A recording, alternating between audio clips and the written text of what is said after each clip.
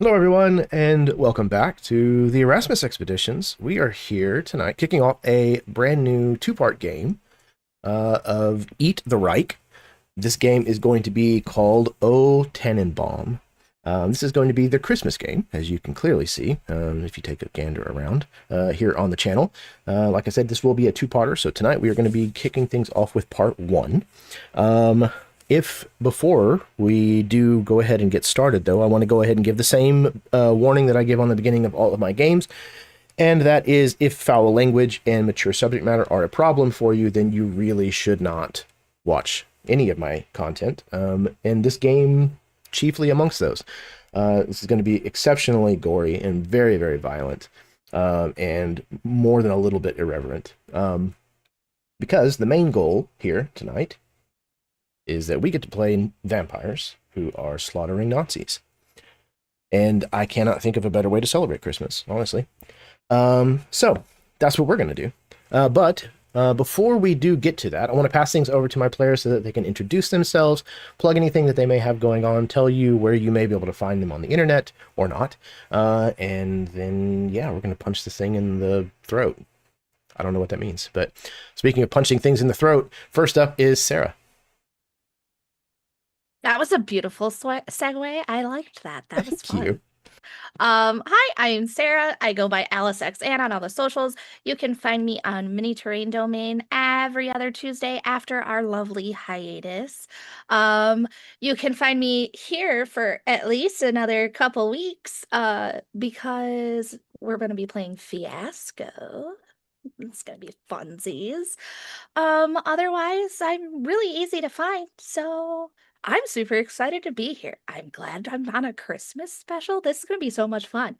I always tell everybody that I'm basically a vampire. I hate the sun. I dress in all black all the time. Kind of works out for me. Thanks for having me. I'm super excited to play with everybody. Hell yes. Um, yeah, I'm very excited for what December holds because we've got Fiasco like every Thursday for the next 3 weeks, and then we have this game tonight, and then 2 weeks from tonight the finale of this game. So December is chock full of some good gameness here on the channel. So super duper thrilled about that. Speaking of super duper thrilled, first time on the channel, I'm very excited to welcome Matt. Hello, I was very excited to be here. I've enjoyed watching you run stuff for quite a while now, and it's a treat. It is a Christmas treat for me to be here at the table with you guys today. Oh yeah, man. I feel the same way. You and I have kind of gotten to chat a little bit here and there, just in the game chats for Evermore and a couple of other games. So I'm very, very pleased to finally have the chance to sit down at the table with you and actually game some with you. So Absolutely. fuck yeah. All right. Speaking of fuck yeah, next up is Chadley.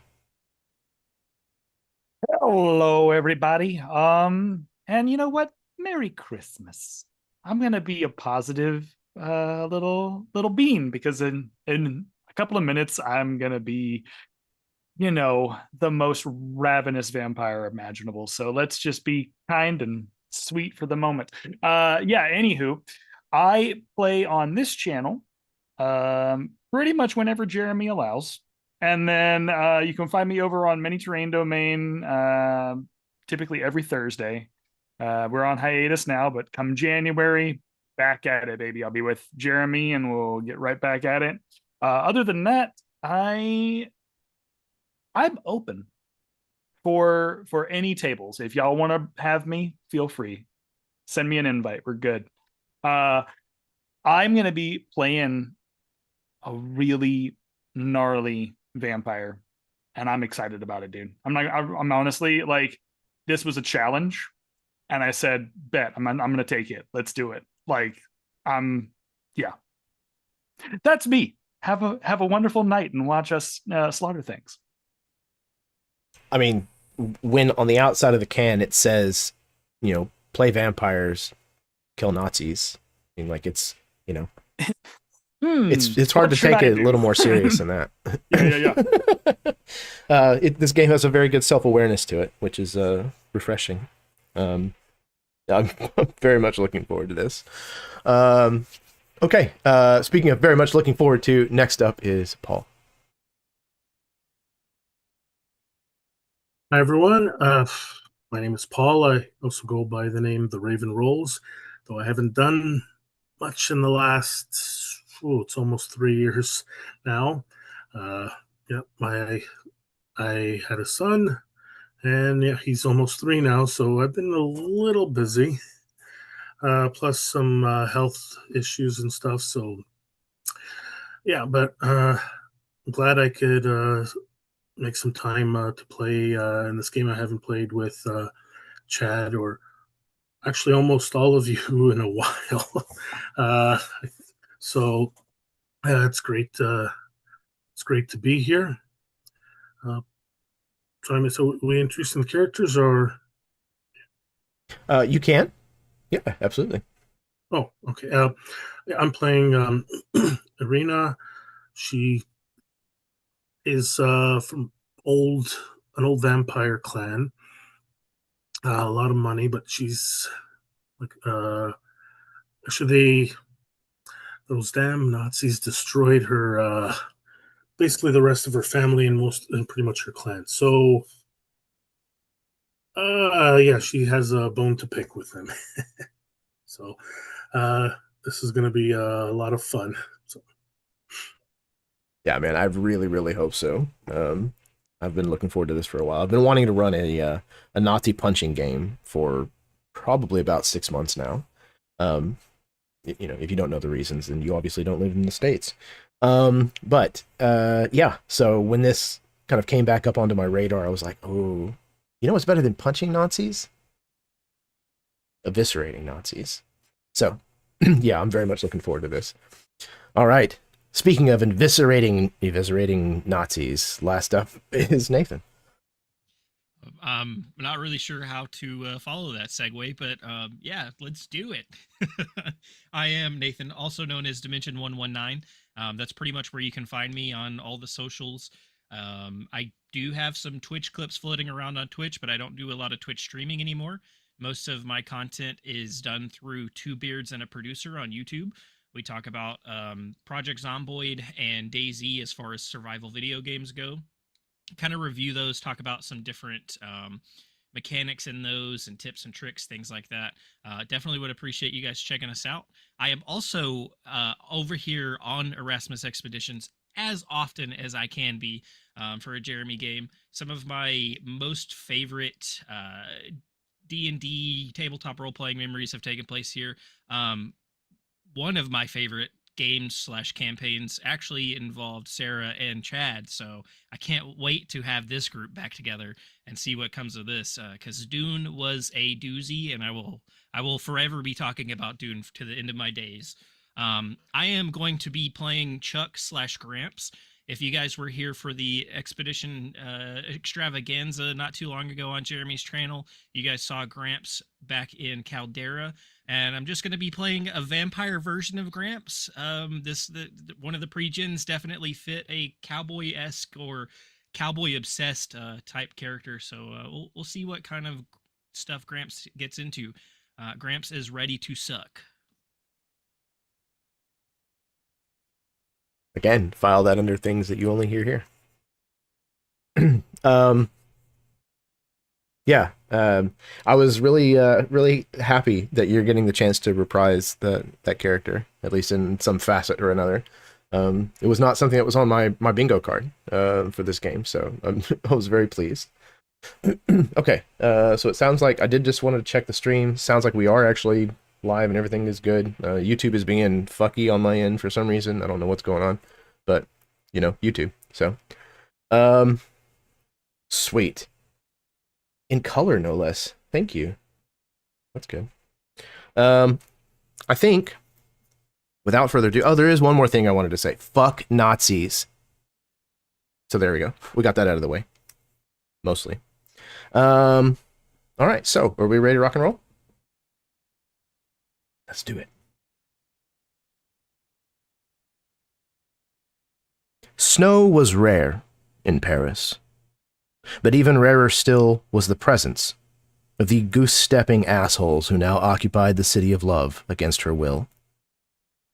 And as the bells ring out the tone of midnight on Christmas Eve 1944, we hear a different noise. The Allied bombers' quad engines sing a carol all its own as it hums low across the gray winter sky. The bay doors open to reveal the fuselage bathed in red mission light, as the crooning voice of Bing Crosby regales us with White Christmas. In stark juxtaposition, we watch as 5 strange coffins are unceremoniously pushed out of the aircraft's belly above the winter wonderland of Paris.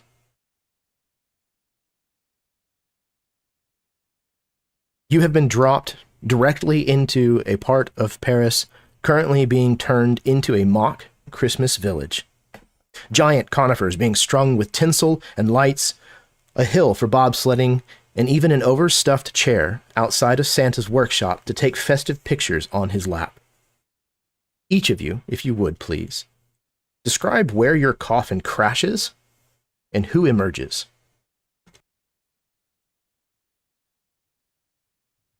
I think first we see Chuck's or Gramps' coffin, but it's not quite what's normal when you see these drop coffins coming in. What we see first is actually Gramps sitting astride this drop coffin, or a coffin, falling through the sky, one hand with a cowboy hat in the air, waving it. He's got reins on the drop coffin, and he's leaned back, and he's just yeehawing all the way down. Turns out that's all in his head, and we're just kind of seeing his thoughts as he's actually sitting in the coffin, falling to the ground.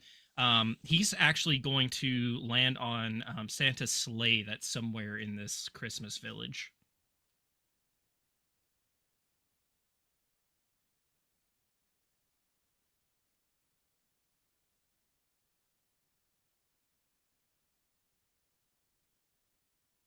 Next.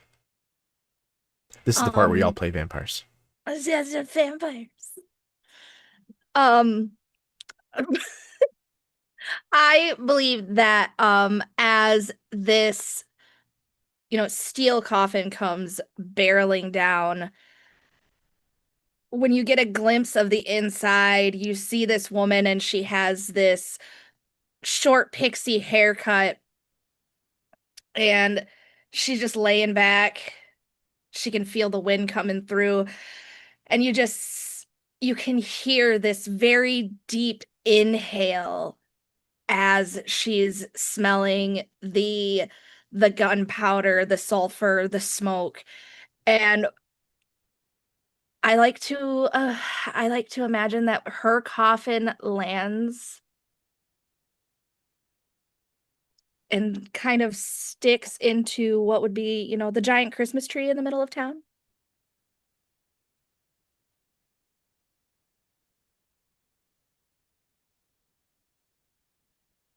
Astrid's coffin probably falls right next to the big plushy chair.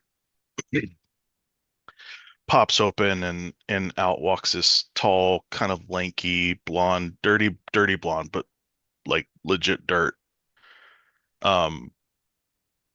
Blue-eyed, fair-skinned, kind of necrotic-looking woman, and just sachets over and sits down in the chair and just takes in the scene.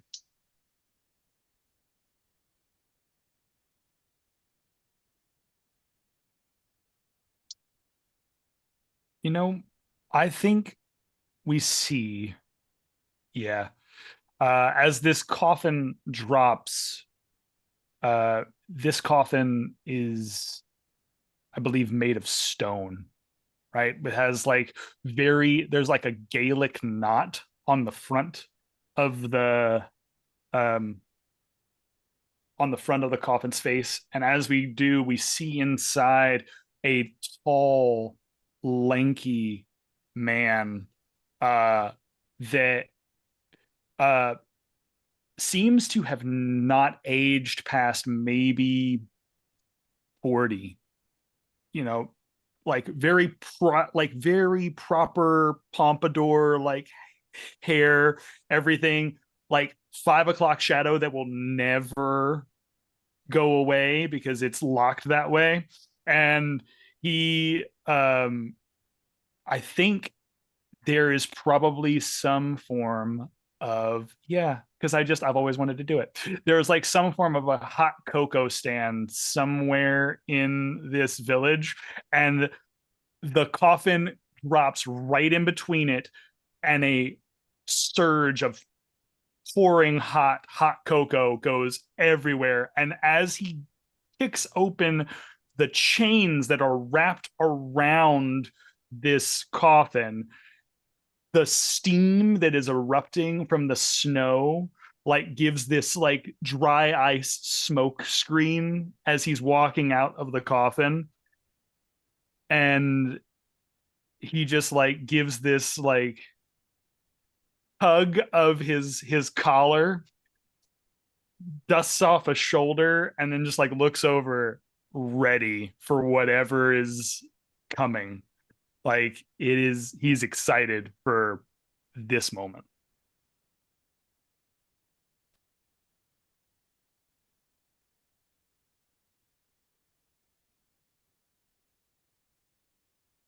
Did everyone else go? I believe so. Okay, so the most ornate looking drop tomb that you've seen, it probably has some gold accents and high quality materials, and it might have been the even the first one to land. Just maybe even is there a market stall or something? Probably taken out an unoccupied stall, but she's the last one to. It's the last one to probably open, and the inside is all like plush, cushiony type spot, so it's very comfortable in there. And you see her step out, an impeccably dressed woman, white hair tied back. She's actually well dressed for what we're actually going to be doing. Probably, she looks like a noble woman and with long gloves and everything. And actually, there's even a nameplate. It says Lady Irina Sartorsky. And she steps out. There's not any part of her that looks out. No hair is out of place. She's immaculate looking, and she has in one hand. She has inside of a scabbard. It looks like there's a saber of some kind, a sword, and on her back, it looks like there's a rifle of some kind. But both like top quality stuff. And she steps out and looks around.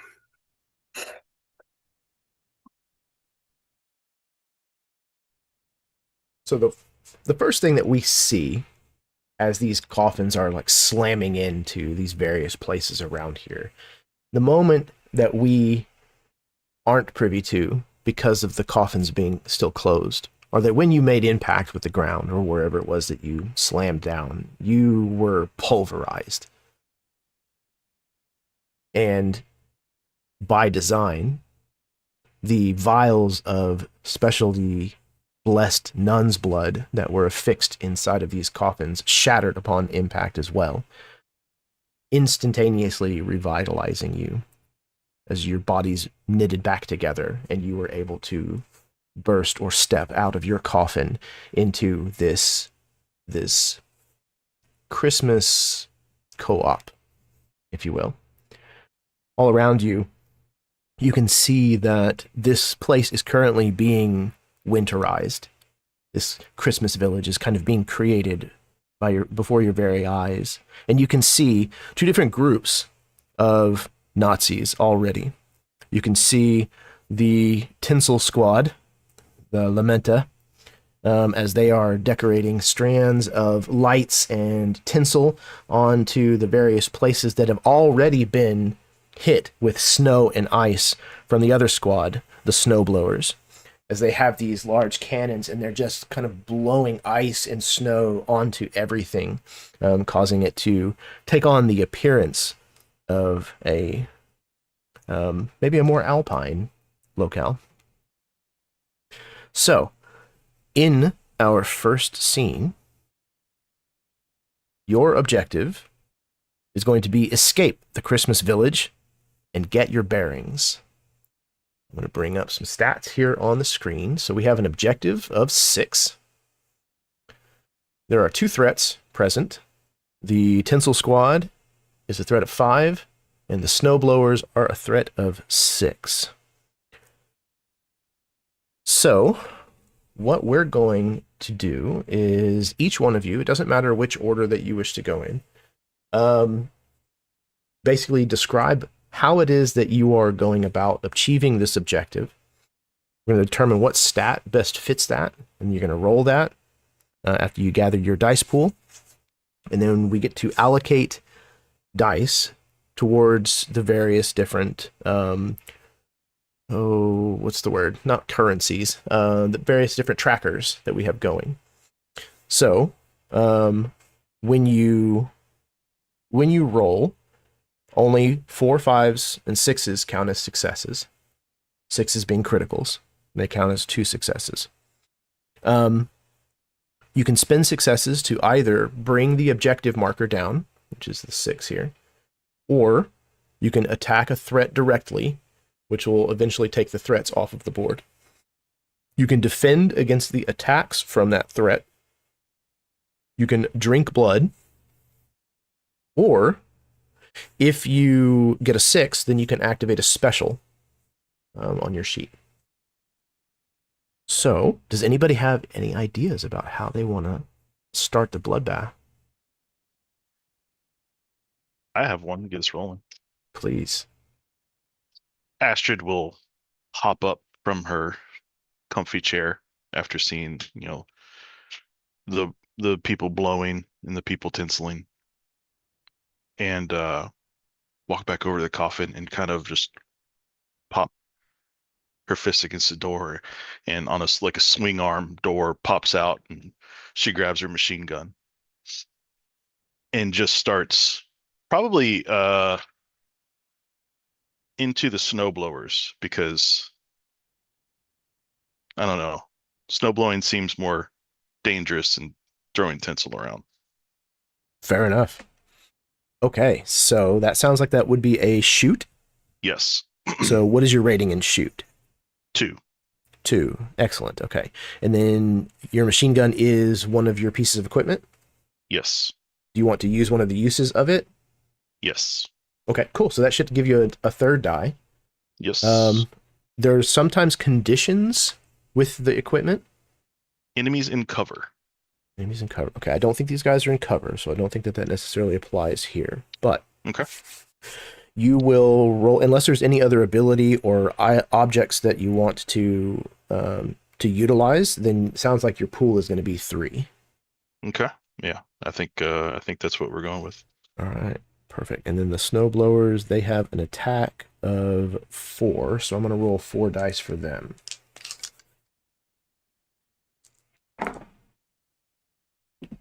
Okay. I have a machine gun. Ho ho ho. Fantastic. Okay. How many successes did you get? I have 2 6s and a 1. 2 6s and a 1. Okay. So 2 6s is 2 criticals. So I have 2 successes currently, which means that if you don't defend against both of those points, then they'll come through as injuries at the end of your turn. Gotcha. So you can choose to put your 2 successes, or your 4 successes, technically, to the places that we listed before. So you can try to count the objective down. Mm-hmm. You can attack a threat directly. You can defend against their attacks. You can drink Nazi blood, or with your 6s, you can activate one of your specials.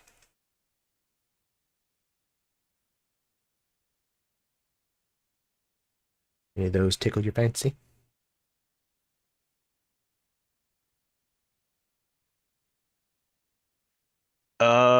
So 2 of the successes to basically negate your 2. Their 2. Okay, sure. Okay. So And these are then the 2. the other 6 to, let's I don't have a blood to spend. So let's try Apex Predator. Reduce a threat's rating by 3. By 3. Wow. Okay. Let me see here.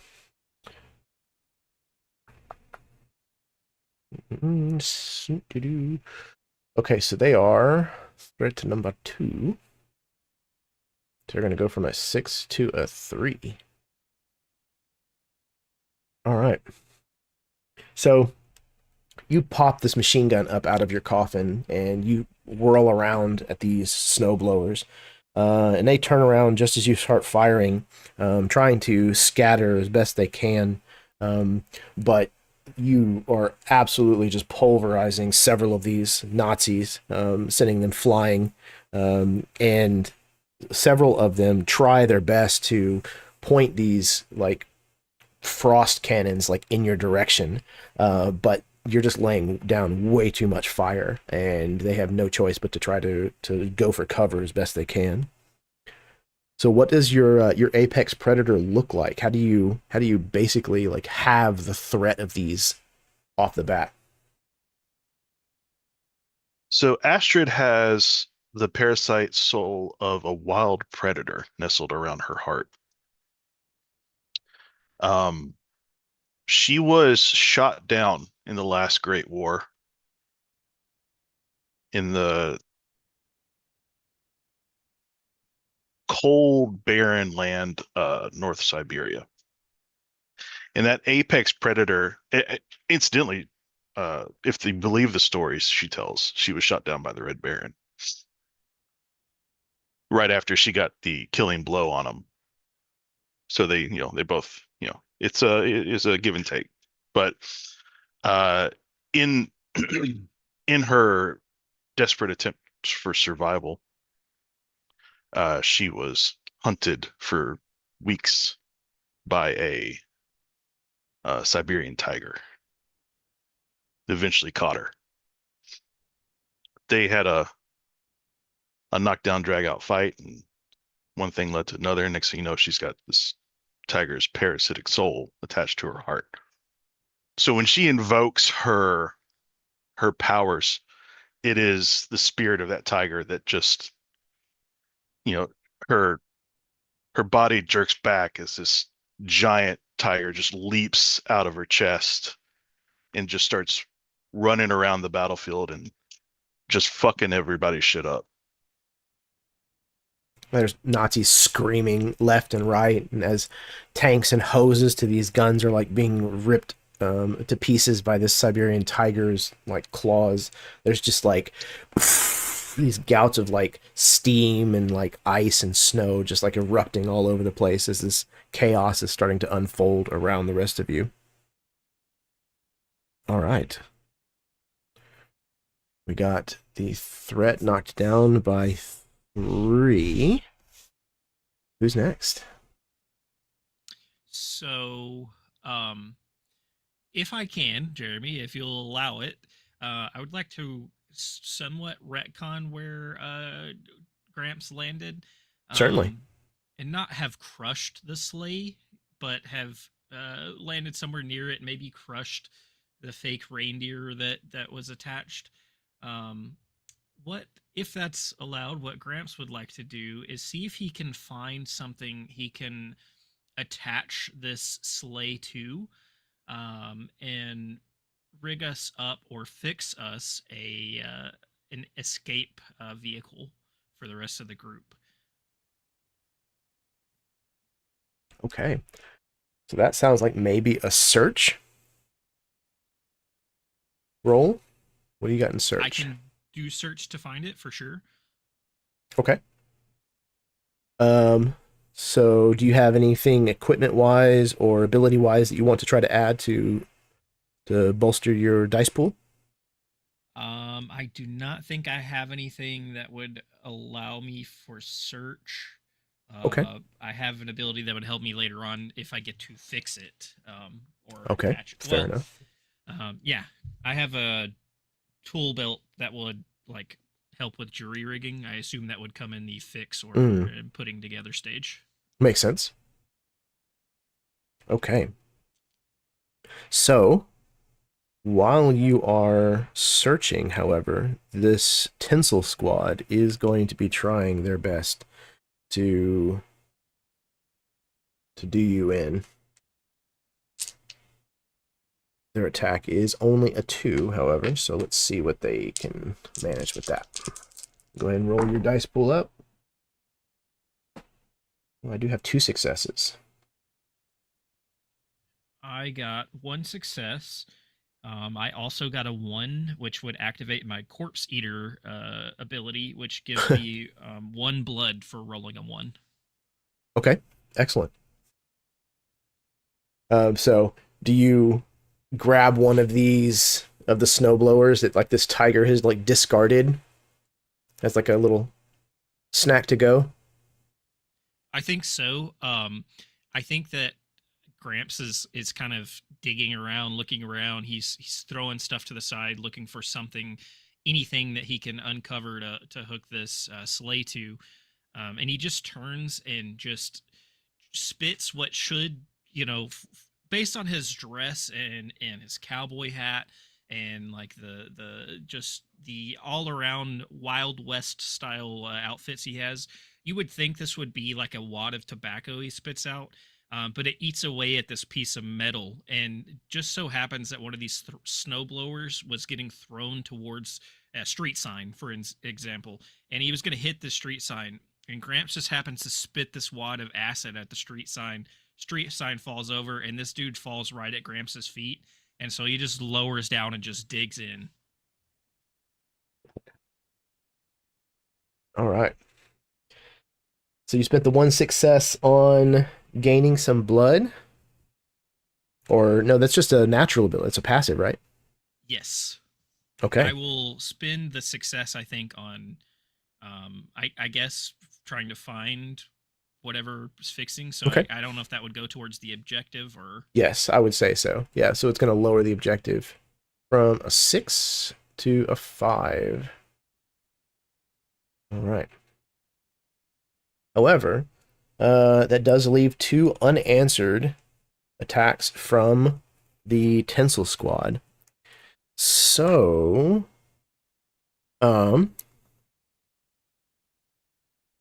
you are going to have to roll a d6. That's what it is. You should have like an injury tracker at the bottom of your character sheet. That would be a 4.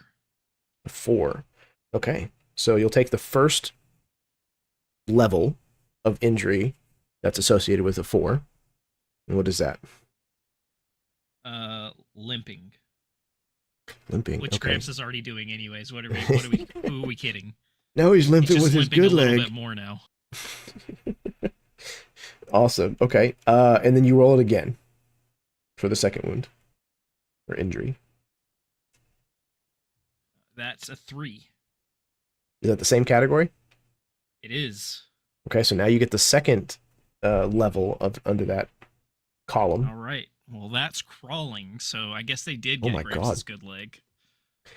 Okay, so that metal sign that you talked about, the Nazi being slammed into, as you like bend down to start like chowing, this metal sign like comes loose and falls down and literally like chops off like the bottom half of both of your legs. And it like falls over. All right. Gramps just in the most like Wild West voice you can imagine. Darnation!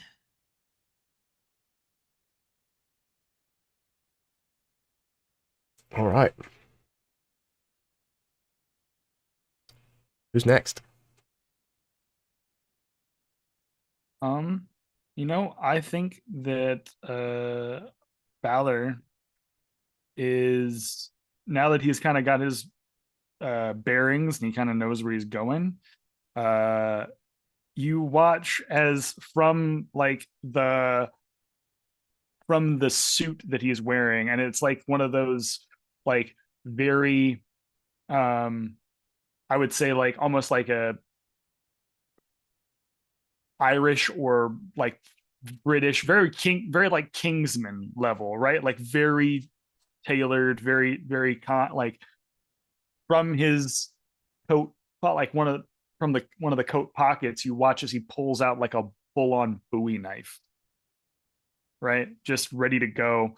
And I would like to use, if I can, I would like to see if I can sneak around using the snow blowing stuff, using the cover that they're providing of this like additional snow layer.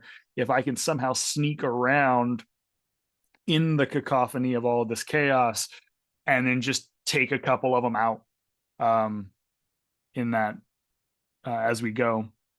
Okay. So I will go ahead and let you know that the Tinsel Squad, because they are still an active threat in this scene, they have an ability called Light 'em Up. You remove 2 dice from all sneak dice pools. Oh, okay then. They have lights and tinsel strung everywhere, so it's going to be a little harder to sneak around here. Okay. Those festive jackasses. Those festive jackasses need to go away. That's what happens now. All right then. Well, no, I'm fine with that. That's okay. I'll do it. And I'll take the opportunity to sneak around them as best I can and try and take out as many throats as possible. Yeah. So you said it's removing 2 die from whatever dice pool that I would have? Yeah. Okay. So what do you have in sneak? So I have 3. Okay. In sneak. So you're currently at 3, but -2, so you're at 1. Do you have any equipment or abilities that you want to implement? So because of the knife, it says plus to never saw you coming. I don't know what that means. Does that mean if I get a critical or? It's interesting to phrase it that way. Because it sounds like it would hinge very much on whether or not you succeeded on your sneak roll. Got it. Okay. So it's like an additional if. Well, no, because like normally the way that those things work is their circumstances. So like if the circumstances are met, then you get bonus dice. So we can absolutely say that there is at least one of these Nazis that does not see you coming. Okay, sweet. So that gives you a bonus die. It does take a use of your knife. So okay, that's perfectly fine. Tick the box or what have you. Tick the box. Okay. I'm assuming it has more than one. Oh shoot. Yeah. All right. Well, that is a 5 and a 6 on there. Okay, that's 2 successes. Yep. Let's see. The Tinsel Squad's attack of 2. Still. I got 0 successes. Which, interestingly enough, in this game system, means that when the GM gets 0 successes, the threat actually increases by 1. So threat 2 is going to go from being a 3 to a 4.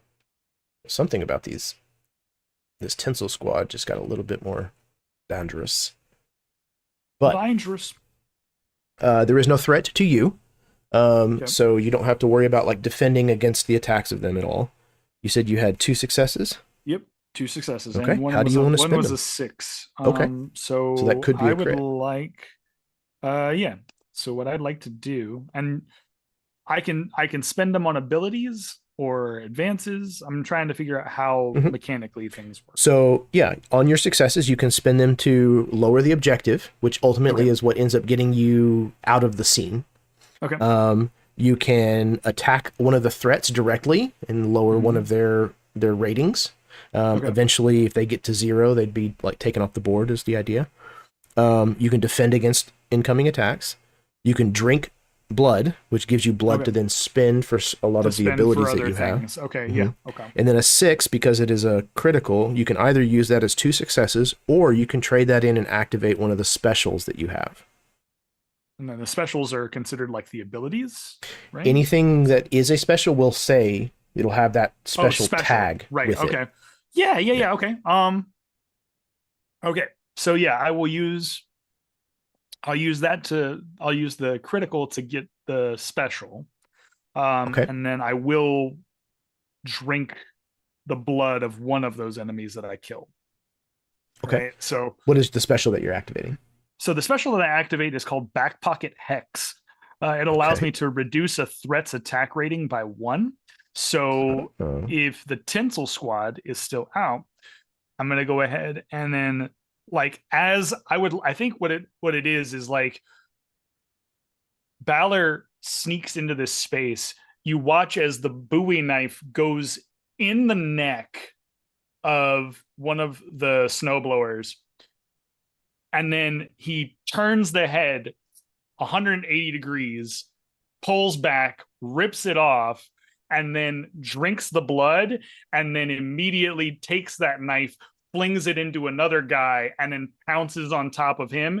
And then as I'm looking up, I'm staring at the Tinsel Squad in front of me, and it's like anyone looking in his general direction, there is this ominous wave of like some sort of uneasy magic has just set off, and they feel the level of predator that I am in that space. Yeah, they absolutely watch you just like tear apart this compatriot of theirs as they all kind of like scramble for their sidearms, kind of like tossing, large bundles and bags of like tinsel and lights down to the ground as they try to get to arm themselves. They're just not fast enough for you. Yep. At least not yet. So that would give me a blood as well, right? It would, yeah. Okay. Because you spent one of them to feed. So you'll have a blood, which means 1 blood. That perfect. Balor and Goyle is now at 1. And their threat went from a 6, which it had just become, back down to a 5. Back down to a 5, yep. All right. Retroactively going back, because I forgot to touch on what it was that Gramps found. Gramps, as you were feeding on this zombie, or not zombie, as you were feeding on this Nazi, you managed to feel something in one of his pockets, and you pull it out, and you see like a key with a key ring. It definitely looks like a automobile style key, like it operates a machine of some kind that would probably be drivable. Gramps immediately starts looking around for it. Yep. On the ground with his legs like trailing coagulated blood, he's like searching for what this key might go to. Okay. Who is after Balor? I think I'll go next. Yay. So after the whole turning into goo and coming back, yay, nun's blood funsies.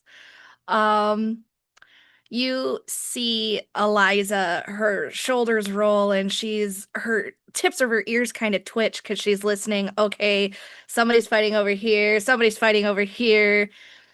And she kind of bends down and pulls out a rifle. And I imagine if she struck the tree, then the tree came down with her. And she's going to pull that rifle out and aim it at a Tinsel Squad. All right. Aiming at the Tinsel Squad. We're going to shoot. All right. So shoot sounds like the stat that you're going to use. Mm-hmm. Are you using one of the actual uses of your rifle or just flavoring your description? Okay. I am using one of the uses of my rifle. Perfect. So go ahead and mark that usage, and then you get to add a bonus die. Okay, so that gives me Is 4. there conditional bonuses Long on range. the rifle? Long range. Okay. Probably not in this situation. Yeah. I think it's pretty close right now. All right. So you roll your dice. I know what you got. I got 2 successes. These Nazis are brandishing firearms of their own at you. I got 2 4s, so 2 successes and a 6. Another crit. Okay. Oh, yeah. All right. So how do you want to spend those? You have 2 incoming threat currently. Cool. It's very much gonna be aim for hi baby. Aim for what? Aim for the first one, try to get that one with a headshot, and then hit a headshot with the next one too. Okay. So are you just going to spend your dice on bringing their threat down, not worry about the Yes. potential injury? Yes. Okay. Okay, let me see here. Tinsel Squad is going to drop from a 5 down to a 4. Actually, you spent 2, so it's down to a 3. I spent 2. Yeah. Mhm. Oh, that is the objective. That's not 5 to a 3. Okay, that's both of the threats currently at 3. However, you do have 2 injuries incoming. I did misspeak, Chad. Nope, not Chad. Nathan. Chuck. If you take 1 or 2 undefended attacks, it is just the first injury. It's only if you take 3 or more at once do you mark both injuries. So you actually still have your legs. Congratulations, Lieutenant Dan. I'm probably gonna need those. Lieutenant Dan. Man. Okay. So 2 injuries coming at you, undefended attacks coming at you, Eliza. So you need to roll a d6 so we can figure out what that is. I got a 2. 2. All right. So what is that column for you? That would be dazed. Dazed. Okay. So as you are, you get 2 like quick successive headshots on 2 of these Tinsel Squad members. Several of the rest of them are waving these large bundles of tinsel kind of in your direction, and with the gleaming lights kind of strung about everywhere, you catch several like stray glares of light kind of directly in the lens of the scope that you're using, and you're kind of blinded for a second, like this one eye, and it like won't focus correctly for the moment. Cool.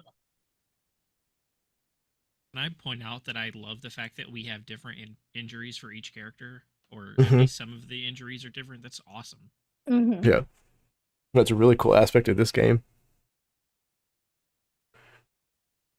Okay. So we have the objective at 5, threat 1 and 2 both at 3. All right, who has not gone yet? Is that everybody? I think that might be the last one. I think so. Okay. Is there anywhere nearby that I can get, I guess, higher up? By definition, elevated position. Yeah, so you'd have to move to it, but there's certainly like building rooftops and things of that nature that you could scale quickly. Okay. So I'd like to get up somewhere quickly and pull out my rifle. All right, so it sounds like you might be doing shoot as well. I am. What are you targeting? Who are you targeting? How many are left? So it's kind of abstract. Both threats currently have a rating of 3. So they're about equal as far as like the amount of danger that they pose. Which one looks like it might be more? Well, I guess they're both 3, so it doesn't matter. The Tinsel Squad has had more people killed. The snowblowers are currently being routed by a Siberian tiger from somewhere. Okay, then I guess the Tinsel Squad. Okay. I will. So that is 3 to shoot. I will actually use my hunting rifle. Actually, mark it off, and Okay. it says plus elevated position. Is that another dice? It is. Yep. So you said you have a shoot of 4? Or 3? Shoot of 3. 3. Okay. Plus 1 for activating, like actually using the actual rifle, equipment. Right. and elevated position. So it's 5d6. Correct. Yep. And this is the Tinsel Squad, so they still have their attack of 2. Ooh, that's nice. So 2 1s. Those are my lows. I have a 5 and 2 6s. Okay. All right. Everybody's hot on these crits. I have 1 attack coming towards you, 1 success. So how do you want to allocate your successes?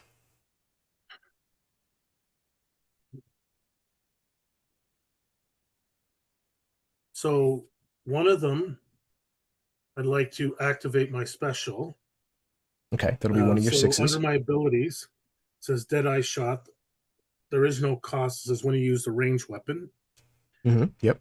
And the special is reduce a threat's attack rating by 1. Nice. Okay. So You can apply this to the Tinsel Squad? Yes. All right. So with the additional 4, I will, in this case, what would be furthering the objective or attacking the threat? I don't know which one. Or drinking blood. Well, I think I'm too far. Yeah. It's pretty abstract. You could have done it on your way up there. True. So what further objective or attack a threat? Which one? Is there a mechanic where we're going to suffer a penalty for getting through everyone's turn with the objective not being met, or do we just repeat another round? So if it gets to the end of the round and the objective has not been met, or I think the only thing that happens is if one of the threats is at 0 but the objective is not. In that case, we use the reinforcement rules, like backup shows up. But I don't think anything changes if both of the threats are still above 0. Okay.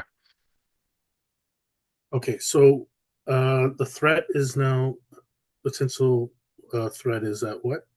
So I had 1 success from 2 dice, but you lowered their attack rating, so that's going to get rid of that success. So they are going to miss you entirely. So whichever one was about to shoot you, basically you shot them first. So that ate up one of your successes that you had, and then you just spent a 6 to do your special. So that's one of the 6s gone. The objective is currently at 5, and then both of the threats are at 3 each. And the other option is to drink blood. That's basically everything that you could spend successes on.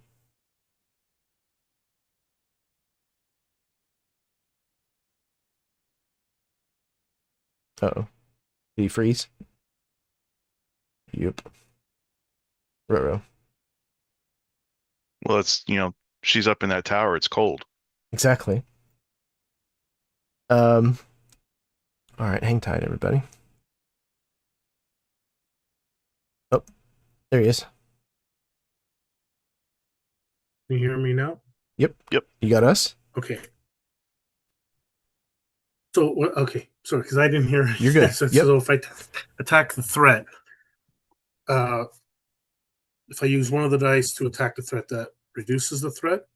Correct, yeah. It reduces the So threat, and if you get them down to 0, then they can no longer attack, essentially. Right. So how many what is the threat at? You have 2 different threats currently. They're both at 3. Oh, the tinsel, the one I'm attacking. They are at 3, yeah. And the objective is at 5. And we want to reduce that as well? That's how you get out of the scene. Yeah, that's how you progress. Yeah. Okay, I will spend 3. Can I spend 3 to further the objective and 1 to attack the threat? Yeah, absolutely. Okay, so you see you're shooting off from on top of one of the buildings, and she starts shooting maybe some cover fire, but she takes out a few of the tinsel squad as well. Oh yeah. So the objective goes from 5 down to 2, and then you're also going to reduce the threat of the tinsel squad from a 3 down to a 2 as well. Nice. All right. So Good yeah, turn. from up in your elevated position, as you're picking off these Tinsel Squad members kind of one at a time, you actually are able to kind of see what looks like what probably would have been used originally as like a place to store a carriage. But the doors are mostly closed, but from your angle, you're able to kind of see in, and you can see the glint of steel, and it looks kind of like armored plating.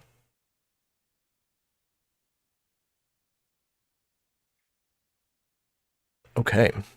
That was everybody in the round. So we're at the bottom of the round. We do still have objective remaining, and both of the threats have value currently, so nothing is going to happen. We're going to roll right into the second turn, in, again, whatever order that you wish. Do we have a method of communicating with each other when we're not close by? I would imagine so, yeah. It's probably some kind of bulky, radio type situation. I think Gramps is going to radio then at that point, and if any of you see a vehicle, I got some keys. I might be able to get us out of here.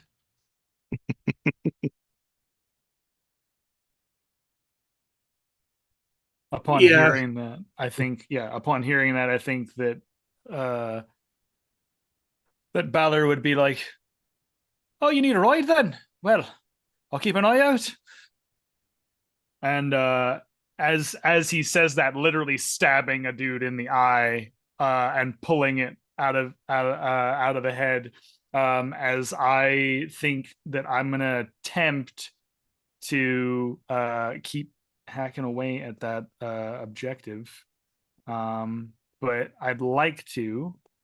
Now, Jeremy, the boxes are used as like how many uses of the equipment that we're using? I just want to make sure I understand, right? Correct. So you can describe your character using the item as much as you want. But if you're going to mechanically activate it, which gives you a bonus die, then it requires a use in return. Got it. Okay, so if you don't want... Okay, perfect. Yeah, again, I'm just going to try... you know what? Can I attempt this time around? I know it's... It should also be noted that the game does encourage you to use your items if you want. Because like the last time that you use it, whenever you tick the very last box, you get an extra die. Got it. Okay, yeah. So I definitely will. I'll stuff lying around too. So yeah. I think I definitely will. And what I'd like to do too, if there's like a remaining mug, or like depending on how this goes, if there's a remaining mug or glass that was around from like just the cocoa stand or whatever, there's a remaining mug, I think there's a moment where, like, again, I'm going to roll for it to see how badly this goes for this person. But if it goes bad enough, I'm going to use one of the mugs to fill it up like a full pint of blood and then just like chuck it back. With marshmallows in it. Yeah, full pint of blood with marshmallows, baby. Nothing says Christmas like Red Death. Exactly. So yeah. Positive TannenBOMB. Positive death. So I think what I'll do is. So you're doing like a brawl? Is that what? No. What is that called? Let's go brawl. Let's go brawl. Yeah. Brawl's a thing. Brawl's a thing. Why not? Okay. So yeah, you're just gonna go all apeshit bananas on this guy. Absolutely, dude. I'm already one shot in. Might as well go full pint. Let's go. All right. So what do you have in brawl? I have 2 in brawl. Okay. Are you activating your knife for this, or no? I am activating my knife for this. All right. So make sure you make your second use of that. Okay. So that'll give you 3 dice. What are the conditional modifiers? Oh, that was they don't see you coming.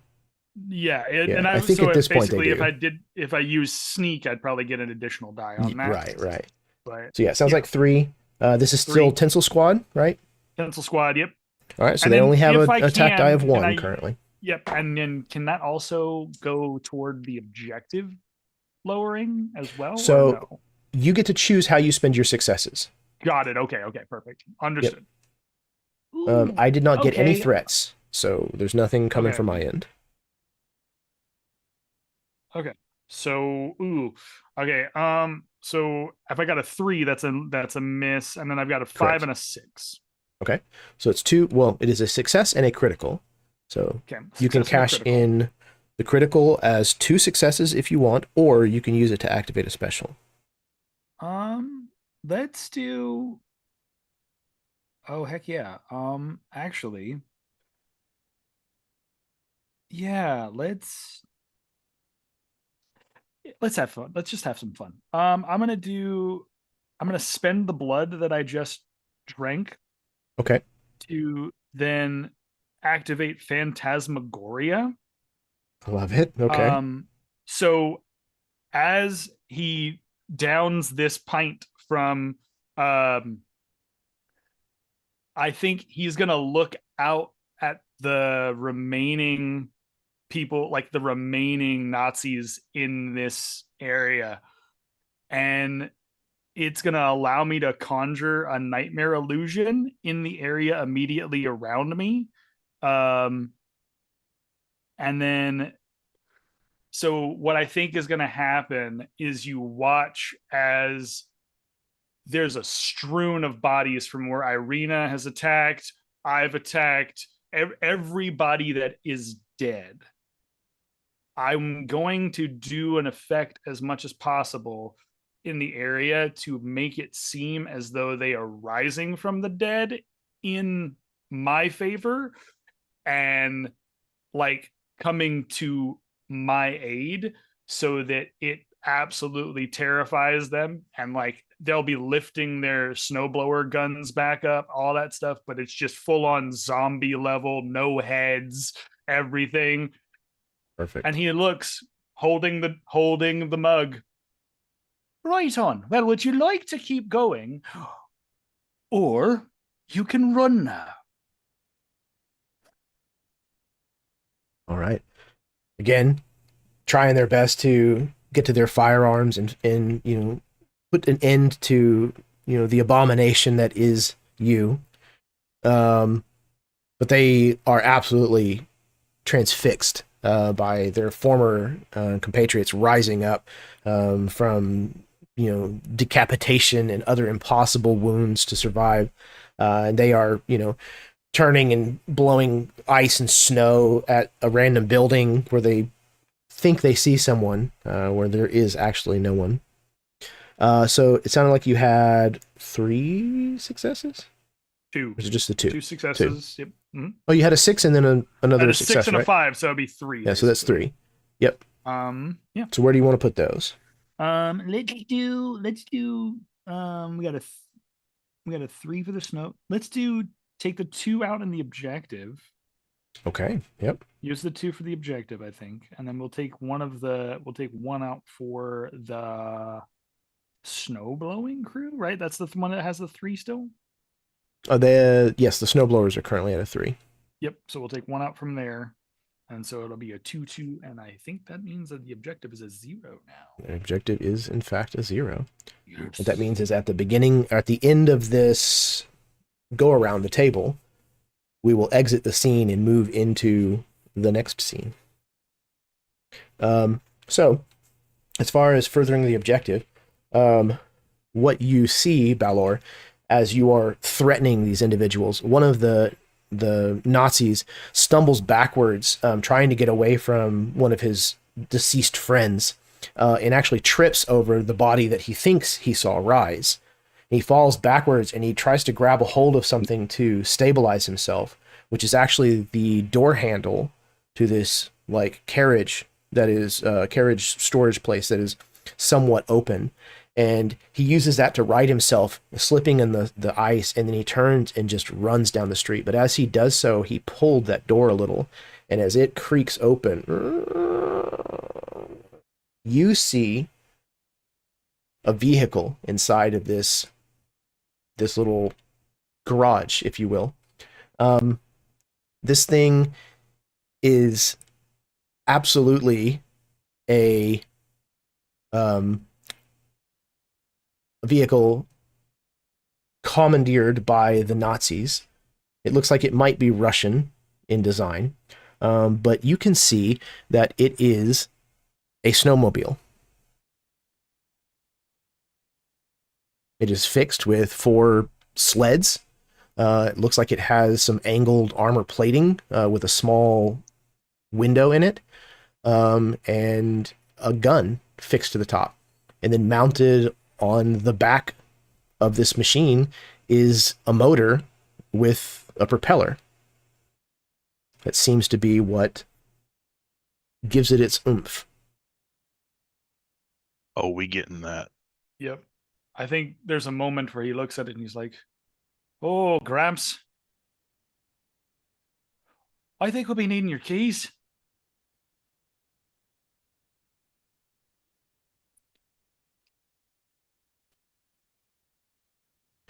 I think if Gramps gets the direction of this thing, I think he's heading that way. I still want to attach the sleigh to it. I'm just going to throw that out there. Whether I can pull the sleigh to the snowmobile or whether I need to drive the snowmobile to the sleigh first, I want to attach them because it's Christmas. Fair enough. I support this. If nothing else, then just it sounds fun. I was about to say, we need to do this for the funsies. Yes. All right, perfect. And I will use my turn to do that, by the way. Yeah, that sounds like a fix roll, which I believe you have some extra abilities for, if you'd like. Yes, I'm going to use my fix, and then I'm going to use my tool belt, which gives me a plus to jerry rigging, which I'm assuming that's going to fit attaching a sleigh to a snowmobile. So. Yeah, I would say so. That's a fair assumption. I am going to tap the snowblowers as the counterattack to this. Gotcha. Should give me 5 dice. All right.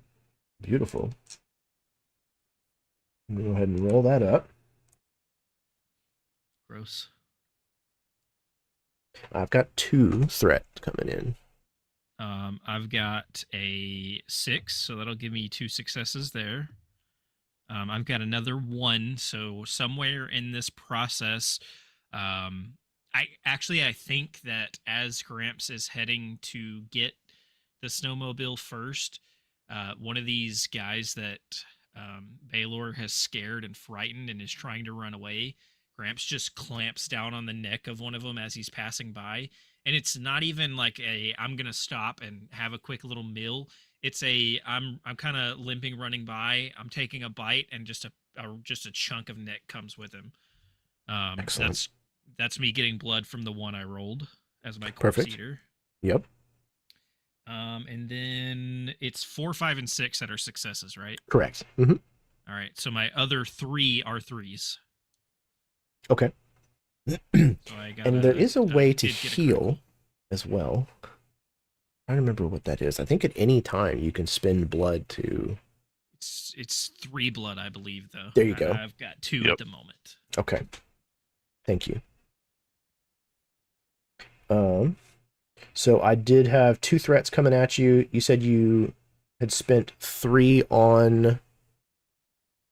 Oh, I'm sorry. You had 3s. How many successes do you have total again? I got a 6, so I should have 2 successes. Okay, yep. You want to spend that to... Depending on how that shakes out with my being able to succeed on what I'm trying to do versus actually having to mitigate the injury, that'll kind of determine which direction I'm putting that stuff in. I'm thinking I would rather succeed on attaching these 2 if I have to spend my points for that. Absolutely. I don't think that there's any reason to say that that's something that Gramps couldn't do. It definitely falls under the purview of jury rigging. And the objective is currently at 0, so it doesn't cost you anything basically to accomplish this. So you can use those 2 successes in any other method that you wish. But yes, you've now affixed. Again, it's jury rigged, so it's held together with, duct tape and a prayer, but it's attached. Then I'm going to use those 2 successes to not take injury. Okay. Yeah, so as you're attempting this, you're kind of exposed. You're out in the open, and these snowblowers are trying their best to aim these kind of like freeze guns at you, and are just like blasting these kind of like white lines of rime like left and right. But you are managing to just move so fast and work so quickly that they're just not able to actually catch you in one of these like strafes. And I think once Gramps gets this sleigh attached, instead of getting back on the radio to let everybody know, he puts two fingers in his mouth and gives that high pitched whistle that anybody within 10 miles can hear. Perfect. All right. Who's next? I think I am going to go next. And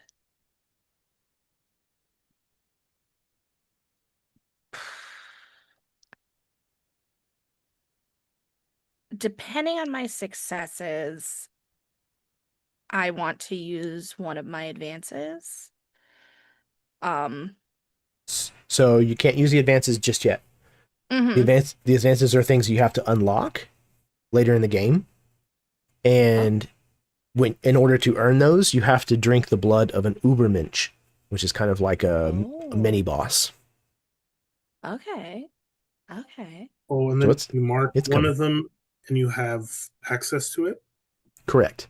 Yeah. Okay. Whenever you drink the blood of an Cool. Ubermensch, you get to activate one of your I just completely lost the phrase.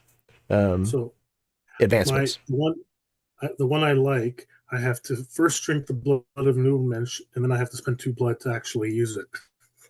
Right, but once you have it active, then all you have to do is just spend the 2 blood anytime that you want to Oh, so it's do it. permanent. Yeah, Whichever one it's you like pick is it's like your permanent to character use. leveled up, if you will. Okay, I got it. That makes sense. Yeah. Cool. Okay. So rewind. We are going to shoot. I'm going to use the M3 submachine gun that gives me a +1 in flanking.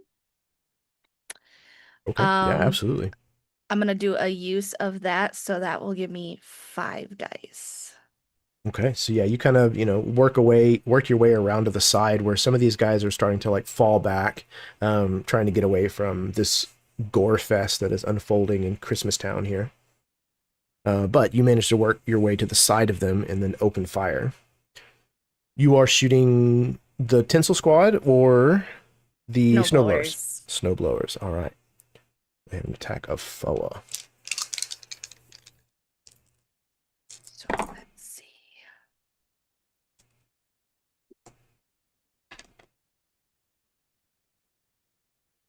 I also got 2 attacks on this one. Seems to be a pretty common number. That seems to be your common number. I have 2 4s and a 5. Okay. How do you want to spend them? So I think what I'm going to do is I'm going to spend 1 to shoot one of the snowblowers. Okay. And bring their threat down. And then I'm going to spend... Can I spend 2 to, like, defend? Mm-hmm. Yeah, that's what I'm going to do then. Okay. So, again, they're kind of trying to hit you with these, like, freezing guns, but you have, managed to find yourself in a defensible position enough that you have cover as, like, this column of, like, broken brick and concrete that was once, a building front, like, completely gets coated in ice instead of you.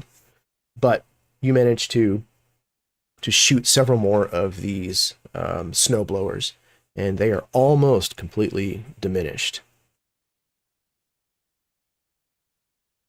Okay. Anyone who has not gone this round?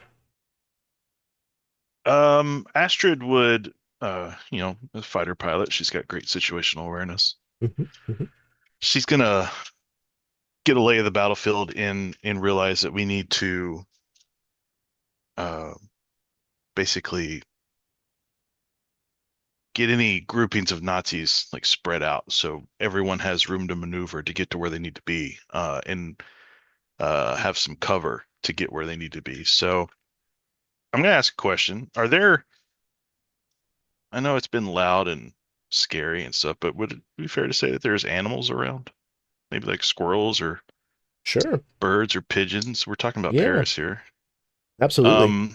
So I have Rats. bats. Yeah, I have an equipment item called spirit fetters. I'm looking to terrify Ooh, these okay. Nazis, probably on the heels of Gramps's uh, zombies. Sure. Or was Okay. it Gramps' zombies, or was it Oh, No, it's Balor. me, Balor. Balor's zombies? Yeah, I want to make sure that the zombie credit goes where zombie credits do. Heck yeah, dude. So Balor's zombies.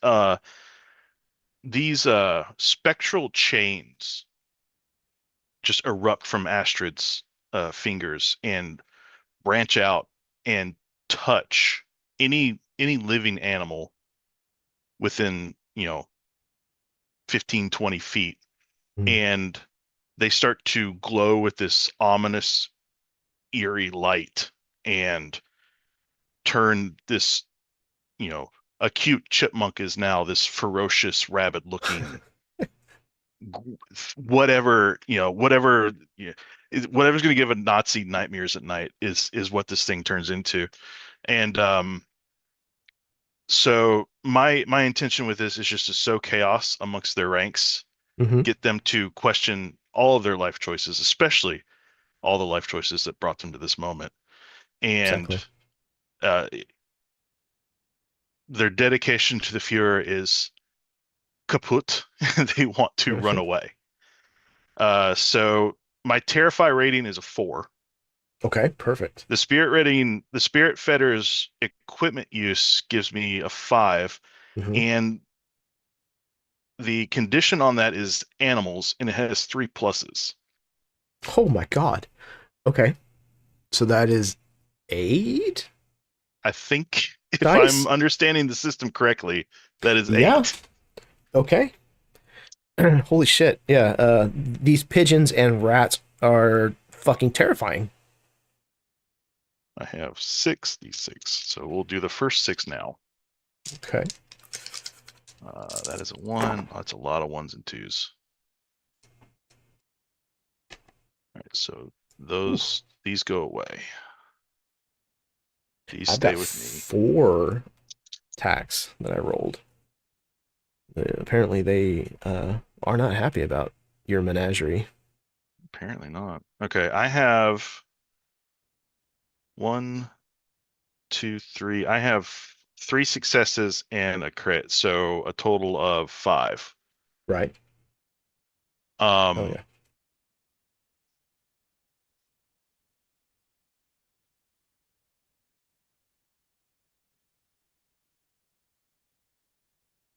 you have 4, correct?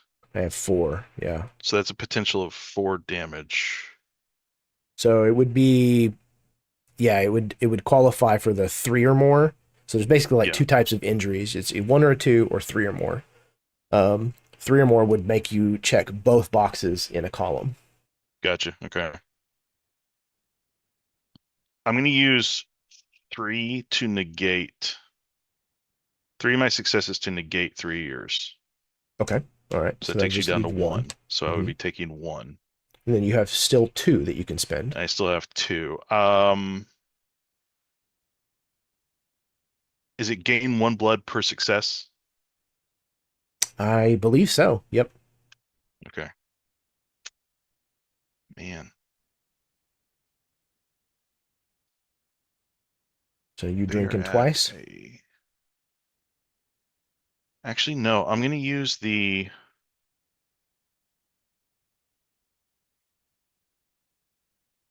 Hmm.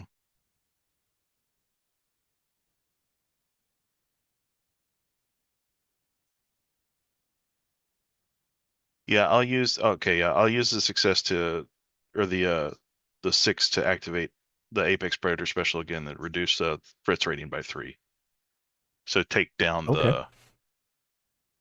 the snowblowers down to 0, Snowblowers to 0. Okay. They are off the and board. then I will take an injury. Which Okay, will be so a 4. yeah, these snowblowers are just kind of like turning around and just spraying this frost everywhere, because this threat is now in the alleyways and the rooftops and the gutters, and just they're everywhere. So they are absolutely freaking out and not using any kind of control whatsoever where they're shooting this. Part of this beam catches your arm, so I need you to roll it, or well, I guess I'll hold off on saying where it catches you. Roll a d6. I rolled a 4, which the top spot for that is my sigils are marred. Okay, interesting. So yeah, wherever it is that you house the sigils that kind of give you your powers, they are now coated in like a thick layer of Nazi ice. And they are not going to be working as well until you fix that. Okay, but the tiger absolutely eliminates the remaining of the snowblowers, and they are no more.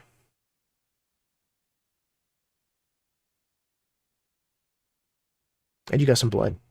So some of them were close enough that you were able to rip them apart and get some juicy juice.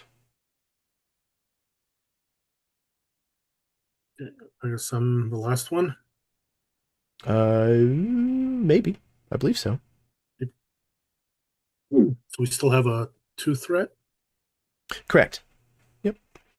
Okay, so Irina slings her rifle back onto her back, jumps down, draws her cavalry saber, and starts charging towards the snowmobile.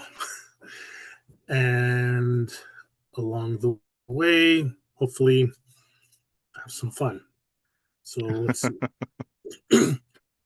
I'm going to activate the saber, and I'm charging, so it's an extra +1. Sure. Yeah. Absolutely. Out 4. And you added to your brawl, probably. Yes, my brawl is not good, but hey, I need. That's still 4. That's fine. Yep, still getting every bonus. And they are only saber. They are only at a 1 with their attack. So right. Roll that for them. Magic cavalry saber is gonna help me out. Hell yeah! I did get a success, so that is 1 potential attack. No actual successes, but a critical success. So just the 2. Yep. All right. So I think I want to. So yeah, did they succeed? They did. They have 1 success. Okay, so I'm going to. So if I defend against the attack, that means I won't take damage. Correct. Yeah, it prevents it from going through. I'm actually going to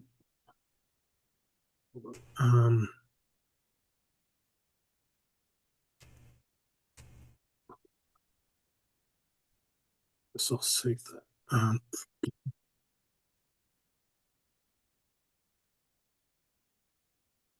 Like our abilities.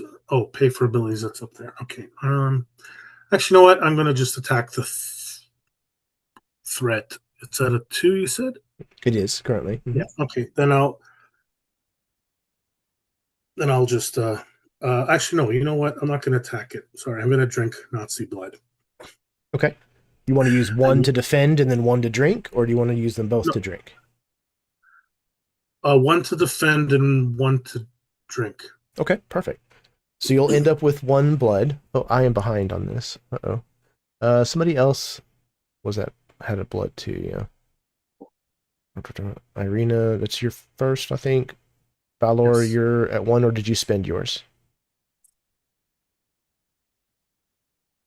I still have one left. You I, have one I left, only okay. spent one to do that, so yeah, I still have Okay. one left from. Who else has blood currently? I should have 2.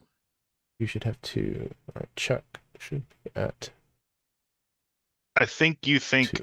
I should have some, but I don't think I should because I used my 2 successes to activate the special instead of drinking the blood. Perfect. Okay. Yep. So hopefully we are screen accurate. If not, send your emails to Karen. Love you, Karen. Okay. So that takes the threat still at 2, but the objective is finished at the end of the round. You got a point and you defended yourself. So yeah, the last remaining bit of these tinsel throwers are kind of firing their Lugers kind of over their shoulder, not even really kind of looking, and they're just trying their best to get away from you at this point. Scattered by terrifying images of their undead friends, as well as God only knows what some of these animals have now become that are chasing them from this place. But you have succeeded in escaping the Christmas village and getting your bearings. You have found this Nazi snowmobile and the keys to it. The last piece of the puzzle, if you will, is one of you finds in the jacket pocket of one of the snowblowers, as you're kind of, finishing him off. You find a map of Paris that has jagged lines that have been hand-drawn kind of all over the city in a very strange pattern. So as you board up onto this Nazi snowmobile and pull it out of this garage heading off into the city of Paris, I think we're going to take our break. So we're going to take a 10-minute break, go to the bathroom, refill your drinks, smoke them if you got them, kiss your spouse, etc., etc. And then we will be right back with the second part of part 1 of TannenBOMB, our Christmas game of Eat the Reich. So sit tight. We'll be right back.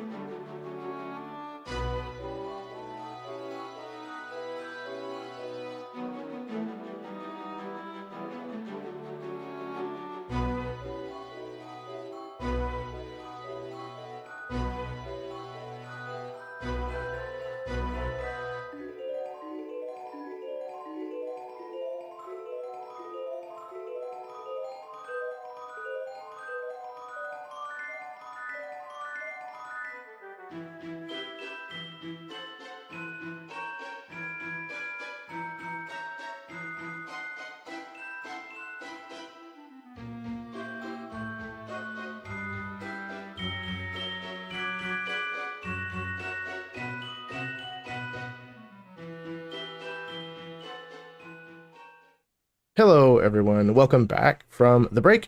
We are here with part 1 of TannenBOMB. This is our Christmas Eat the Reich special. And yeah, we have already killed a number of Nazis, and that's a trend that's going to continue. So, without further ado, I think we're going to go ahead and get to it. So, you have just escaped the Christmas village on board a Nazi snowmobile. You are sledding your way across Paris in possession of a strange map that you found. It seems to be of the city. However, it has strange jagged lines that are drawn all over it. We watch as the group of our vampire commandos makes their way across the city.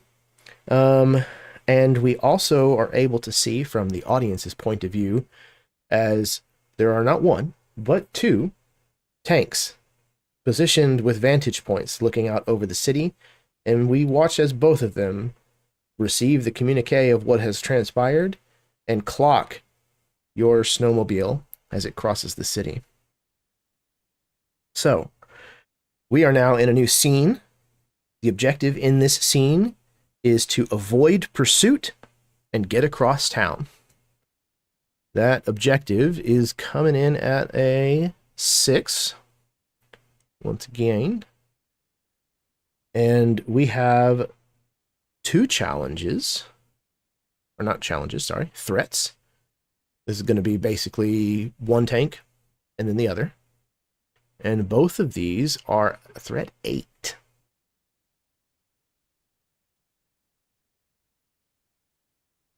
Okay. Am I forgetting anything else? Ah, yes. For this scene, there is also a challenge of 1. That challenge is flavor, if you will. Is this map makes no sense. So, there is a secondary objective that is involving the map. So you can be aware that that is a possibility in this scene. But you are free to take your actions about how you're trying to find your way across Paris and avoid pursuit. What is the conversation that's happening inside of this little tin box on sleds? Irina just steps up and she gets into the turret, gets towards the turret and said, like, all right, I'll do this. Just hope the wind doesn't mess up my hair.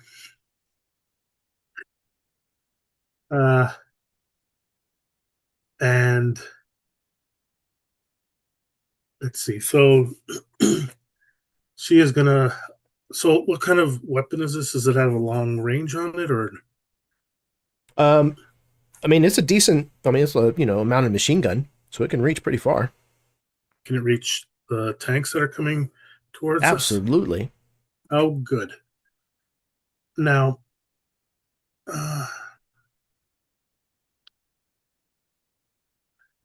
all right. So I am going to, shoot. Let's see. So shoot of 3. Not using my hunting rifle, so it means I can't use my elevated position. So let's see. That's only a 3 then. But I have that special that might come into play. Okay. That's 3 is later. pretty Okay. strong. Yeah. So, I should also note, whoever it is that is driving, the Nazi mobile has 3 uses. So if you're trying to like do something extreme when driving it, that would qualify as a usage. And it gets 2 bonus dice for wide skids. So if there's a situation that comes up where it makes sense to utilize that, you can get 2 bonus dice. All right, Paul, sorry about that. So you gathered your dice pool. Yes. I'm going to be rolling the attacks for one of the tanks. All right, go ahead and get your roll, and let me know how many successes you get.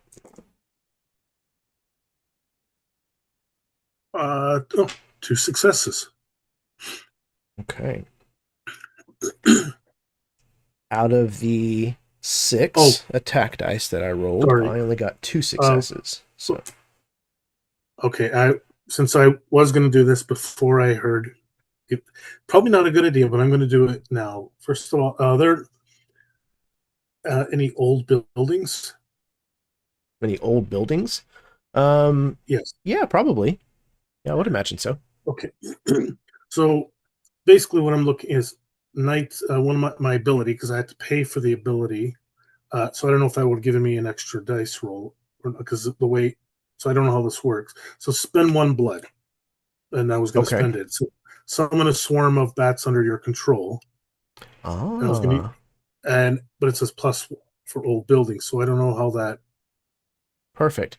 Okay, so just like equipment, when you activate an ability, then that automatically gives you 1 die.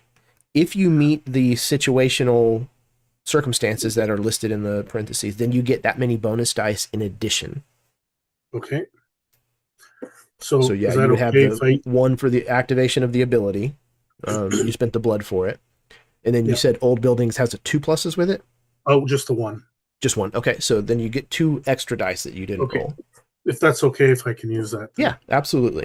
Okay, I'm going to take out the blood, and I'll roll 2 more just to see. So I have 2 successes. I'm going to roll 2 more dice and 1 more success, so 3. Okay, excellent.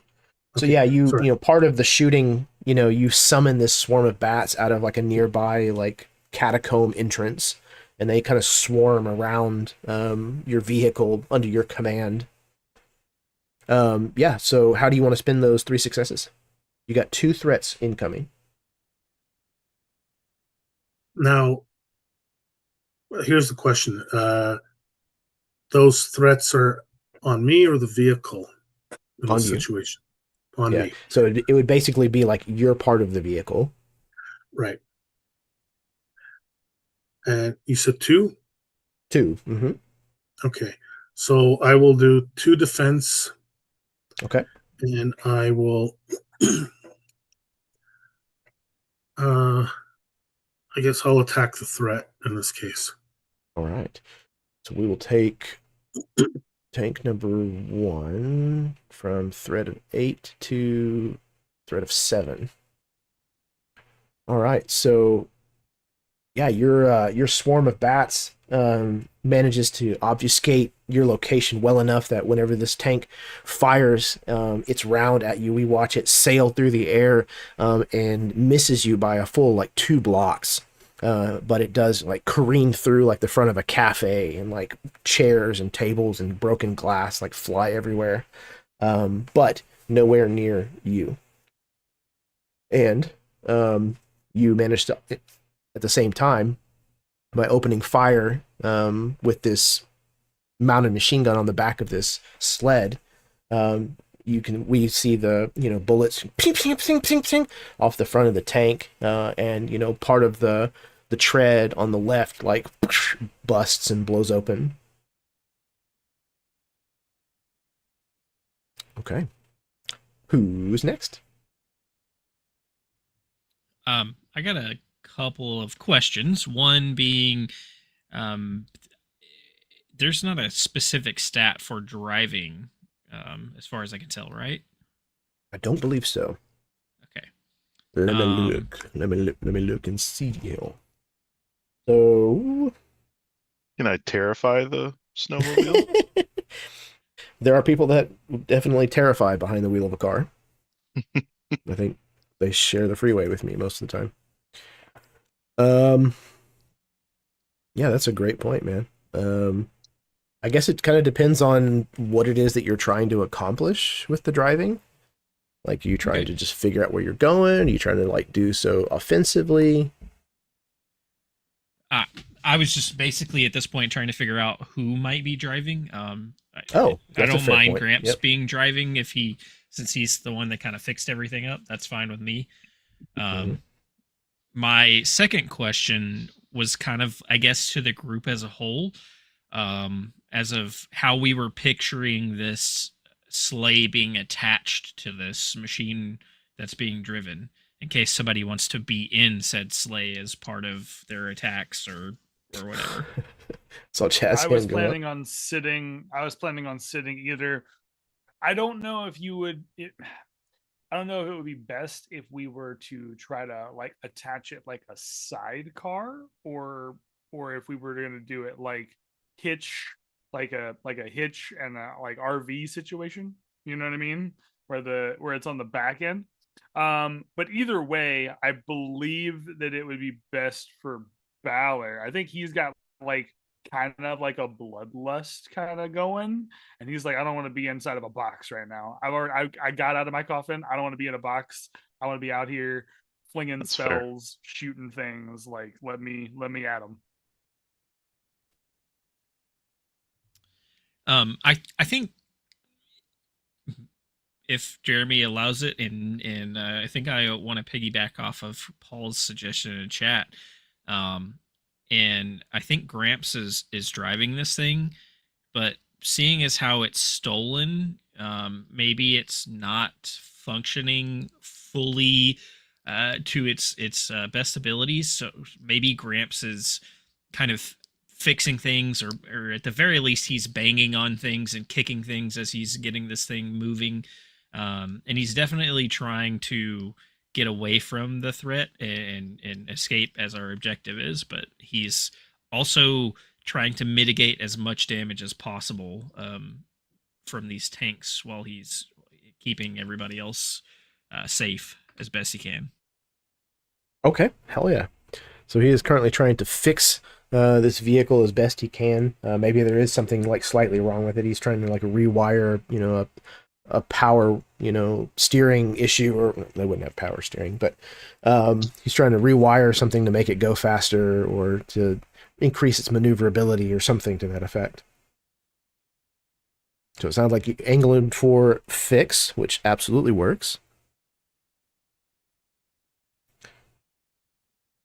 That tank though. All right. I got a 6 and a 4. Those should both be successes. Correct.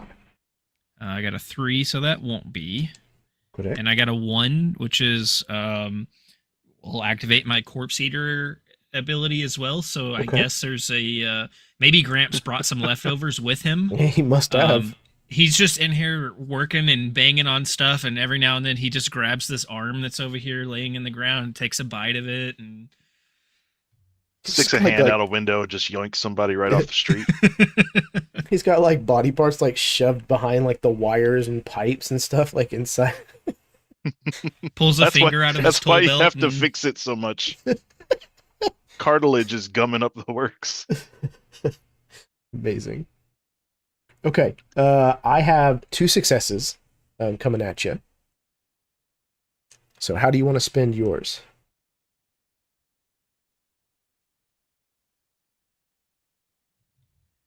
I am going to use my my critical, I guess, to mitigate those, and then I Okay, will spend 1 success towards the objective. Towards the objective. All right, so we're going to drop. Oh, there is the challenge of 1 in this scene, which means that that's basically kind of like it has to be overcome. So if you were to spend that on the objective right now, that would count for nothing against the objective. Do I spend that towards the challenge then, or does that spending that 1 towards the objective get rid of that challenge? No. So like the challenge is like a in D&D terms it would be like DR.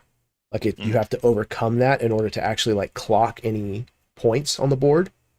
Got it. So yeah, it's basically going to be like That more challenge difficult. Is the armor is the additional armor. Yes, point. And then exactly. Once you get past the armor point, then you... Yeah. So do we need 2 to knock that out, or can I use that 1 to get rid of that and actually then progressively be able to work on the objective after that? So the challenge in this scene in particular is tied to the map that you have.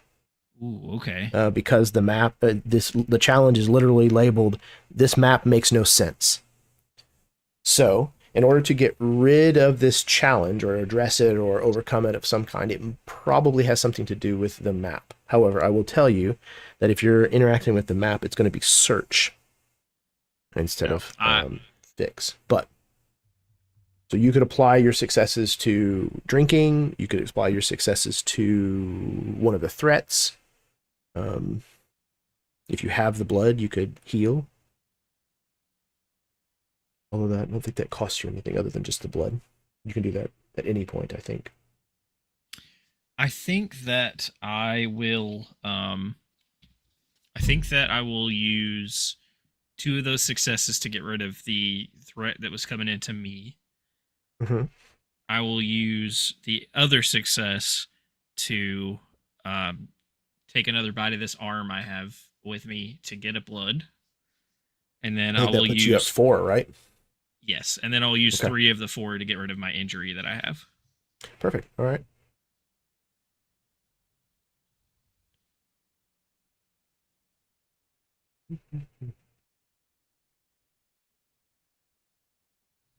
Okay. And I think Gramps actually he has been holding in he was spitting acid tobacco earlier. He's been holding this in since they got in the tank, and he can't hold it any longer. And I think he spits just enough to eat a little hole in the side of the tank where he's working, essentially just giving him an outlet to be able to spit this tobacco acid out without burning through the tank. So he burns a hole to not burn any more holes in the tank. Absolutely. Makes sense. Okay. Excellent. So I think I've got your blood tracked correctly on the screen, and then okay. Who is next?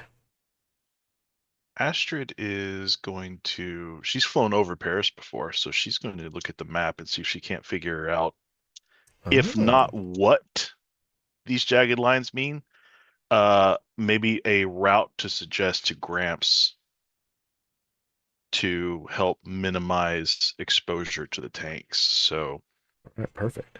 she doesn't have a piece it of will be a equipment to help search with roll. this. Yes. That is 3 dice. Oh, that is a crit. That is a 4, and that is a 1. Okay.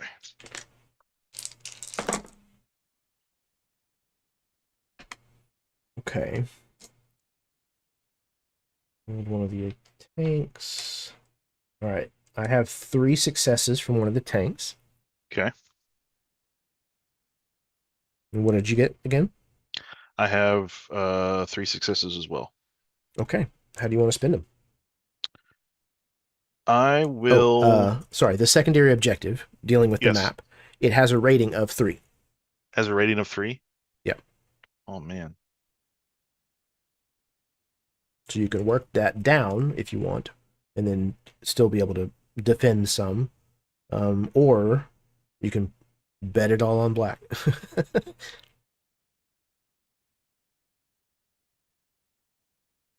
Well, it has a rating of 3. I have 3 successes, so that would wipe out, and then I'd still take 3, right? Correct. Yeah, Damage, you would get the objective, the secondary objective, knocked all the Right. way down. But yeah, you would have 3 attack coming at you. I feel like that is a good trade. And the 3 attack will mean you take 2 injuries, though, right? Yeah. Okay. Mhm.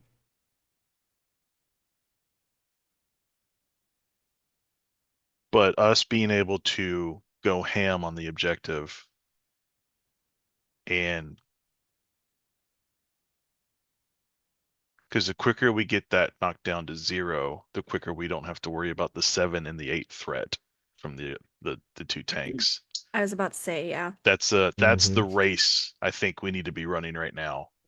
And if me taking a bunch of damage gets that -1, I feel like that's worth it. So that's what Astrid will do. I will add, I believe, whenever you take an injury of 3 or more, on this little cheat sheet, it says mark both injuries in a column and you are downed.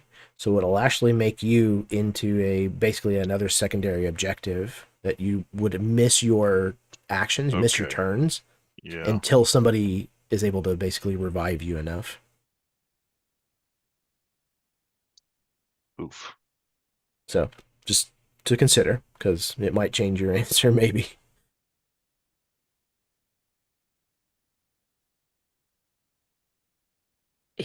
Here's what I'm going to offer. What's up?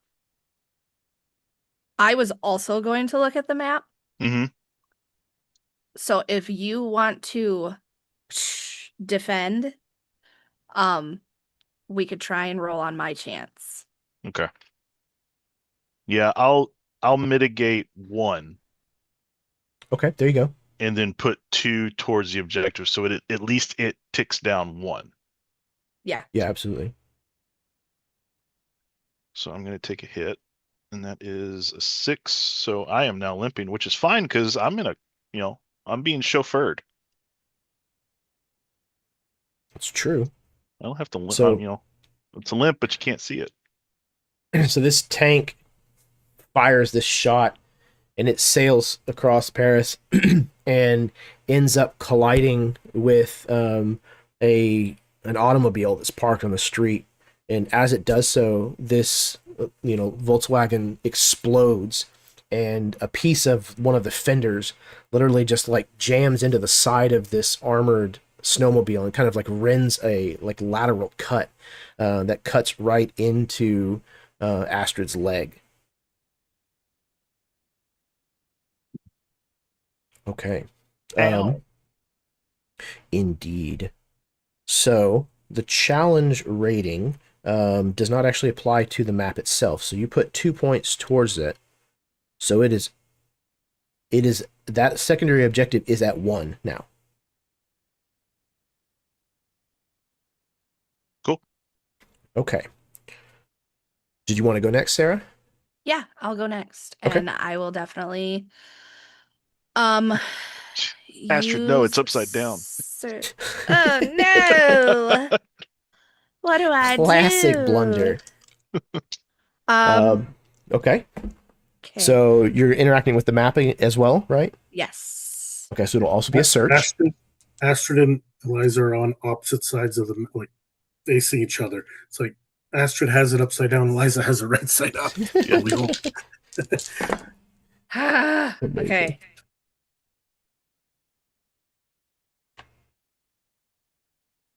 I'm rolling 3 dice, by the way. No, Okay, where'd it all right. go? I lost one. I got 2 successes. Okay, I also have 2 successes. How do you want to spend them? I will spend 1 on the map and 1 to defend. Okay. So you'll have an injury that comes through, but you will also lower the secondary objective to 0, which Yay! means you decipher between the two of you, Eliza and Astrid. You realize that that this map shows bolted power lines that have been run over the city, and they all seem to converge on a single point. Mechanically, completing this secondary objective allows all dice that are allocated towards the main objective to count for double. Ooh. Ooh! So you now know where you're going. I also need to roll a die to see my injury, right? Yes.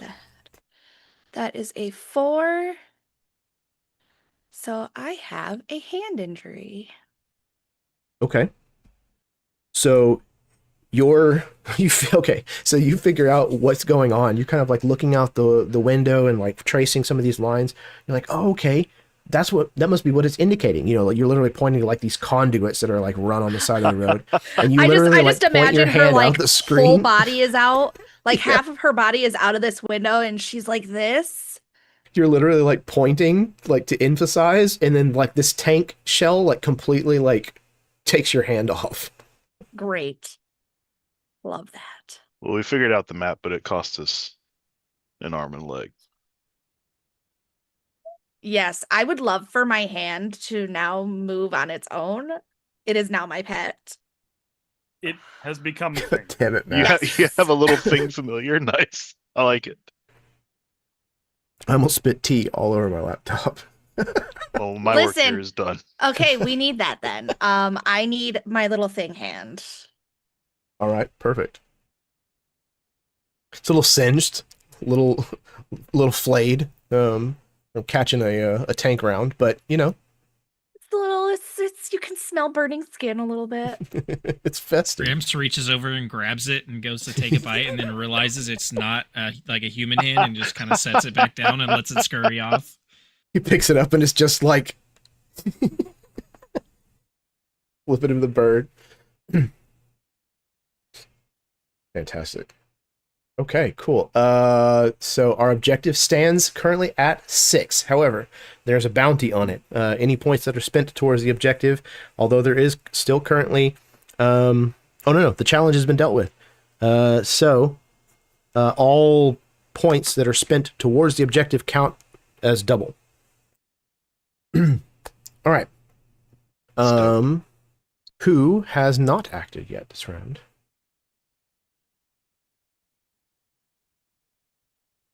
At your mercy, sir. Okay, so I am currently in the back of the ride on the sleigh. I think there's this moment where like, dude, Balor is riding a blood high, and it's like that situation where like he's kind of getting blood drunk on, and he's like full on Captain Morganing off the back end of this sleigh. Yes. Like, come at me, fuckers! I don't care. Do what you want. He like looks at both the tanks, and what I'm gonna do, Jeremy, if you'll allow it, how far away are these tanks from us? They are a distance. TM distance. Enough distance where I could use a special or a thing and do a thing to them. It kind of just depends on what that is. Okay, only reason is because I saw this thing and I was like, how am I going to use it on the character sheet? But now I totally think I can use it.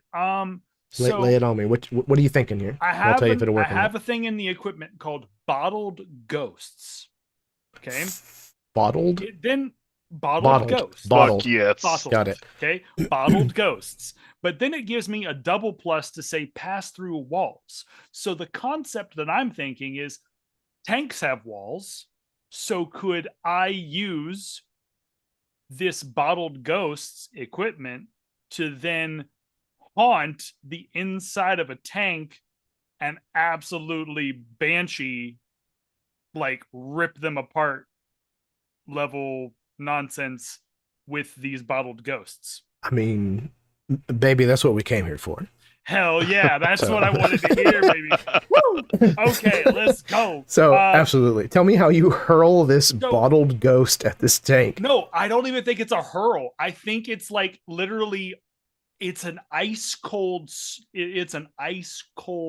vial from inside his jacket. Like he opens up his jacket and it looks like one of those like New York City sell you a watch in a back alley. It's like loaded with a bunch of vials, and he pulls one out, closes it back, and as he opens it, the bottle itself is ice cold chilled. But as he opens it, nothing but the absolute cacophony of screeching, wailing, horrifying moans come out of it. And you watch as these ghosts peel off in multiple directions, but aim toward one of the tanks, and seeing like warging through their eyes, he goes into some of the ghosts and he's going to attempt to just rend neck, arm, like rip parts of anything that the ghosts can get a hold on or a hand on. He's going to try to rip apart this tank from the inside with the ghosts. Perfect. And that sounds like a brawl. Yeah, I'll do it as a brawl. Okay.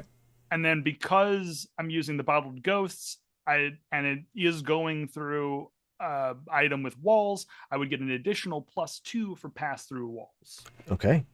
So yeah, an additional 3 dice. Right? Total of 4. What did you start with on your brawl? 1? I started with 2. Okay, so then you have 2, and then you use the bottle, and then if it goes through walls, it gets 2 bonus dice. It gets 2 bonus. Then you're at 5. So I'm at 5. Oh my goodness. I love having a handful of dice. This is great. A fistful, you might even say. A fistful of dice. Ooh, baby. That's okay. So 4s count as successes, right? what? 4s count as successes, right? 4s do count as successes. Okay, so I have 4 3 successes. coming at you. I have 4 successes out of that. I have 2 4s and 2 6s. So actually, that's 4, 5, that's 6 successes, right? Yeah. Absolutely. Okay, yeah. So I have a lot of Christmas spirits. Yeah, it is. So much Christmas spirit. I am. What have you been all my life? Giddy, you're up to your eyeballs in Christmas spirits. I am giving them past, present, and Christmas future. The Marleys are there. I am They're showing doing them their the thing. past. I am in their future. We're Marley and Marley. Death. Oh, that is your life. You are welcome.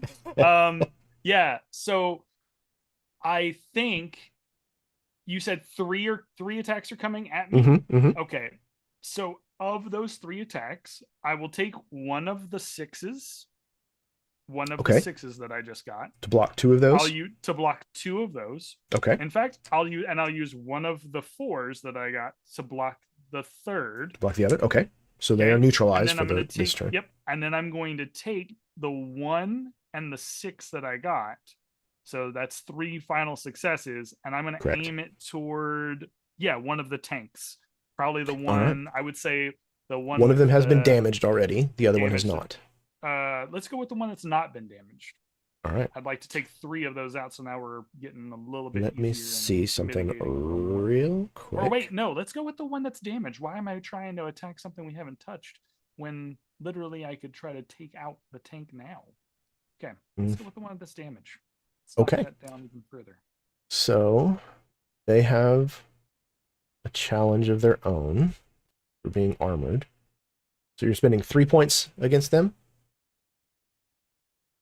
3 points? Okay, so that is going to drop 2 points from 7 to a 5.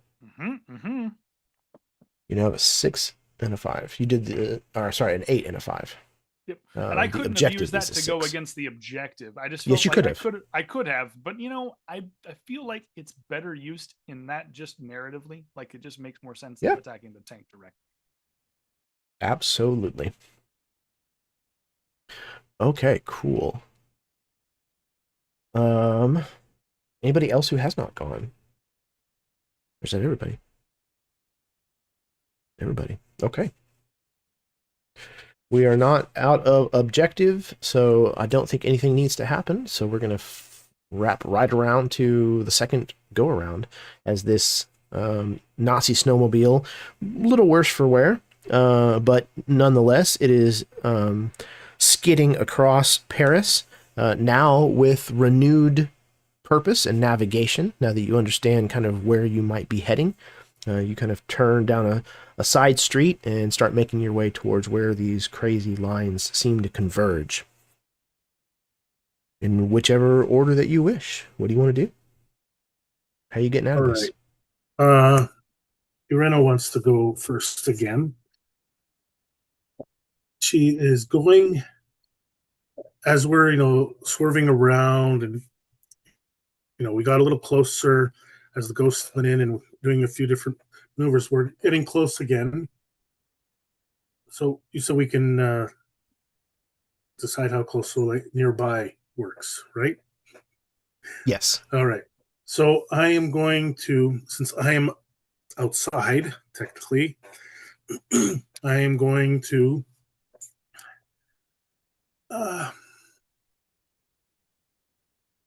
basically do a little lying and conniving and getting them to basically stop their tank, stop attacking us. So okay, you're going to try to convince them. Con, 4 dice. Okay. Mark equipment, cigarette. That's 5. I gain 2 blood by using a cigarette. Okay, interesting. All right, so I'm going to just mark that so I keep that. That's track 2 of blood that. for Irena. So, how are you smoking a cigarette and using that to con these tanks into letting you just pass? Convincing them that maybe they should be joining us. It's in their best interest to join us, not go against us. Because look at me. I'm gorgeous, and I'm smoking a cigarette, so I'm cool. Not really, but... so yeah, you're absolutely looking at like some kind of wartime pinup advertisement for cigarettes, like on the back of this snowmobile. The cigarettes were considered healthy, I think, at that time, or something. Yeah, you're not wrong. So basically, and then I will pay for my ability, Dark Glamour, by using one of the blood. And we're okay. So you're going to use 1 blood. Yeah. So let's down to 1, and that will. Those nearby are mesmerized by my unearthly visage. So that will be another dice. That's 6. Okay. Are these beautiful surroundings? No. Didn't think so. Okay, so I won't have 7 dice. I'll only have 6. Okay. More's the pity. Sorry? More's the pity. Yes. That it's only 6. Lesai. I have 1 success. So sounds like you're going to get another expensive round, my friend. All right, let's see. Oh my goodness. There was 1 3. The rest out of all of that, you only got 1. No, the rest were all successes. Oh wow. Okay. Absolutely. 2 crits and 3 successes. So okay, that's 7. So I've only got the 1 attack that's coming through. Did you say, what were you saying before? It was doubled or no? Objective. That was- Anything you put Anything- towards the objective is a doubled. Correct. So And you what could is what? knock out the objective and then some. Oh yeah. What is the objective at? 6. All right. Did you say they got a success? They have 1. Mm-hmm. Okay. So 1 success to, let me just double check a few things here.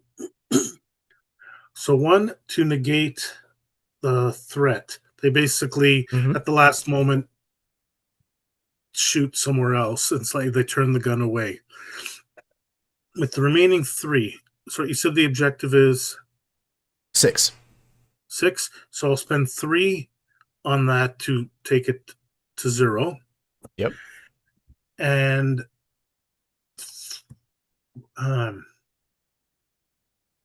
How did the Fang team win the war? Germans were horny. I smoked a cigarette. Smoked a cigarette. Usually it comes after. You smoke a cigarette after. You smoke it before. That's how damn good you are. and I will basically attack the threat with the remaining 3. All right. Neutralizing them from. You want to put it towards the most damaged tank or the fresher one? How much is the most damaged one? That's a 5? It is 5. Yep. Yeah, I'll spend the 3 on that one. Okay. It does have armor, so that'll drop it down to 2. So that is... So it takes it from a 5 to a 3. Right. So yeah. And then Go ahead. Sorry, and then I'll duck down in case somebody wanted to shoot. Mhm. So yeah. these Nazis in this tank are like screaming and rocking around trying to get away from these ghosts that are now like tearing through this tank, flying into one side and out the other and back again. And while this is happening, they are trying their best to get a look, just a peek if they can, out the little windows of Irina as she's like riding on the back of this sleigh, looking like something out of a magazine or painted on the side of a plane. And in doing so, several of them like accidentally reach over and step on like one of the pedals that like adjusts the turret of the cannon, causing it to swing way off balance before the gunner actually tries to fire. It's definitely chaos and mayhem inside of that tank. I can't imagine the conflicting emotions, the scarousals. Scarousals. Yep. All of these guys are developing new fetishes as we speak. Yeah, Delicious. darling, I cannot finish unless there's a ghost present. Please scream at me. Scream at me. That is a very Please German wail thing. like a banshee, my love. Oh, smoke a cigarette while you Yes. take it. Now the time is in tank when we smoke the cigarettes. Yes. Oh my god. Gramps wants to add to more of this confusion. And, Please do. As Irina kind of moves out of this area where I imagine since originally Irina was using the machine gun on top, there was, hanging out of this hatch or whatever. I think Gramps yells to everybody, "Somebody take the wheel!"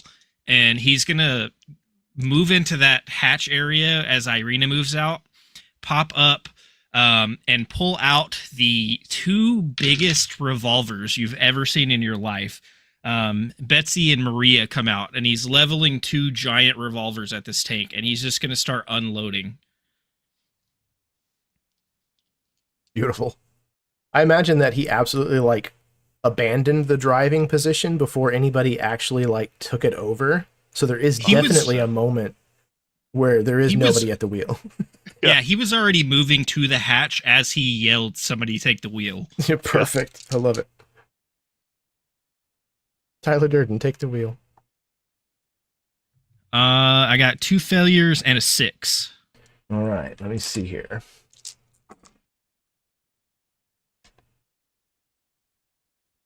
Okay, I have 2 successes. I think Gramps is fully committed to this, and I think he's going to court danger here, and Okay. use his successes towards the threat of this All right. tank. The one that is most damaged, you said, because you're adding to Yes. the pandemonium. Okay, perfect. And how Whichever many? one has the screaming sounds of both terror yeah. and arousal coming from it, that's the one he's shooting at. That's the one. You said you had 3 successes? 2 successes. 2. Okay, so that's going to get reduced by 1 because of their challenge, the armor. They are now at a 2. Okay. Yeah, to further the chaos that's unfolding inside of that small confined metal box, there are now also several ricocheting bullets bouncing around inside there, fired from these ridiculously dirty, hairy-looking guns that Gramps sports 2 of. And I did take I did take an injury, correct? Yes, there was 1 success that made it through. So you'll have to roll a d6. Unfortunately, Gramps is back to limping even more again. I think he slipped on the hand that's crawling around in here as he was on his way up to the little hatch and kind of twisted his good knee once again. For good reason. You tried to eat it. That's fair. Literally, it trips you, and then you manage to look down, and it's just like... You literally like had just gotten to where that leg was like back with like its normal mobility, and you're like kind of working it. Oh, okay, nice. And then immediately back to where you were. And Gramps spits a big wad of this acid towards it, not necessarily like intending to hit it, just in its general direction. But which also does burn a small hole in the floor of the tank, in the floor of the sled, so there's that too. Blood feud that's growing between you and Eliza's hand. I do love that we have a feud going. This is fun for me. Every game deserves a feud. Mm-hmm. Also, I think Astrid Jake's will be like... Jake's out there in the audience. Hashtag hand stuff. Hashtag hand stuff. I think Astrid Please, will... I apologize, Matt. Go ahead. No, it's fine. Astrid is looking at the map with Eliza as everything is wrapping up and we're figuring that out. And she'll look over and see no one is at the wheel. She'll look back down at the map. She'll look up at Eliza, who's missing a hand, and she will be like Jesus and go take the wheel. So I think Astrid is going to try to game out the ability to use search in order to drive, because she has the map in her head, and she's looking out through the view in front and figuring out the best. And she knows she needs to take a right up here, but there's an obstruction there, and she has this. Luckily, she has a fragmentation grenade that she can chuck and maybe blow that obstruction away before they duck into this alley to hopefully get out of line of sight of these tanks. So that's going to give me a 3 for search plus the grenade. I would think it's not an enclosed space because it's basically the mouth of an alley. Yeah. Okay. So that's going to be 4. And since you are driving the vehicle, yes, you also have the ability to use one of its uses. It has 2. To add. Oh wait, that's. Oh, sorry, it has 3 uses. And if you do one of them, you can get 2 extra dice for wide skids. So essentially, like it can drift. I think that's worth. I think that's worth the burning, the use of that. Okay. Will not get me anything though. So that is 2 successes and a crit. So I have 4. Okay. Let's see. I have 3 successes. Okay.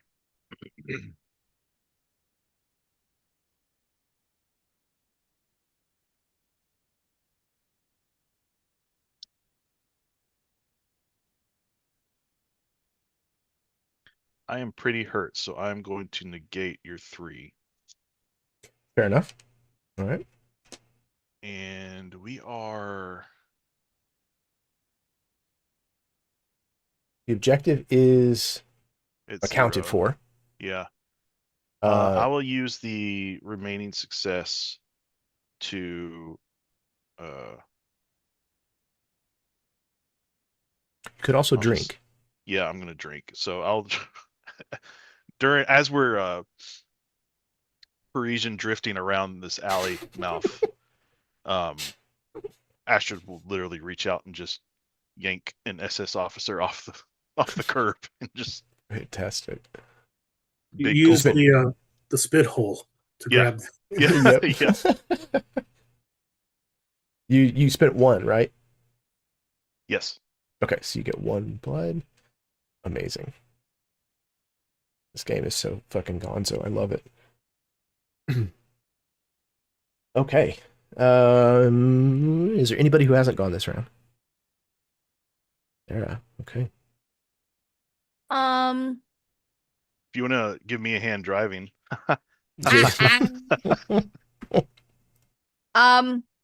So I imagine, now that she has a pet hand,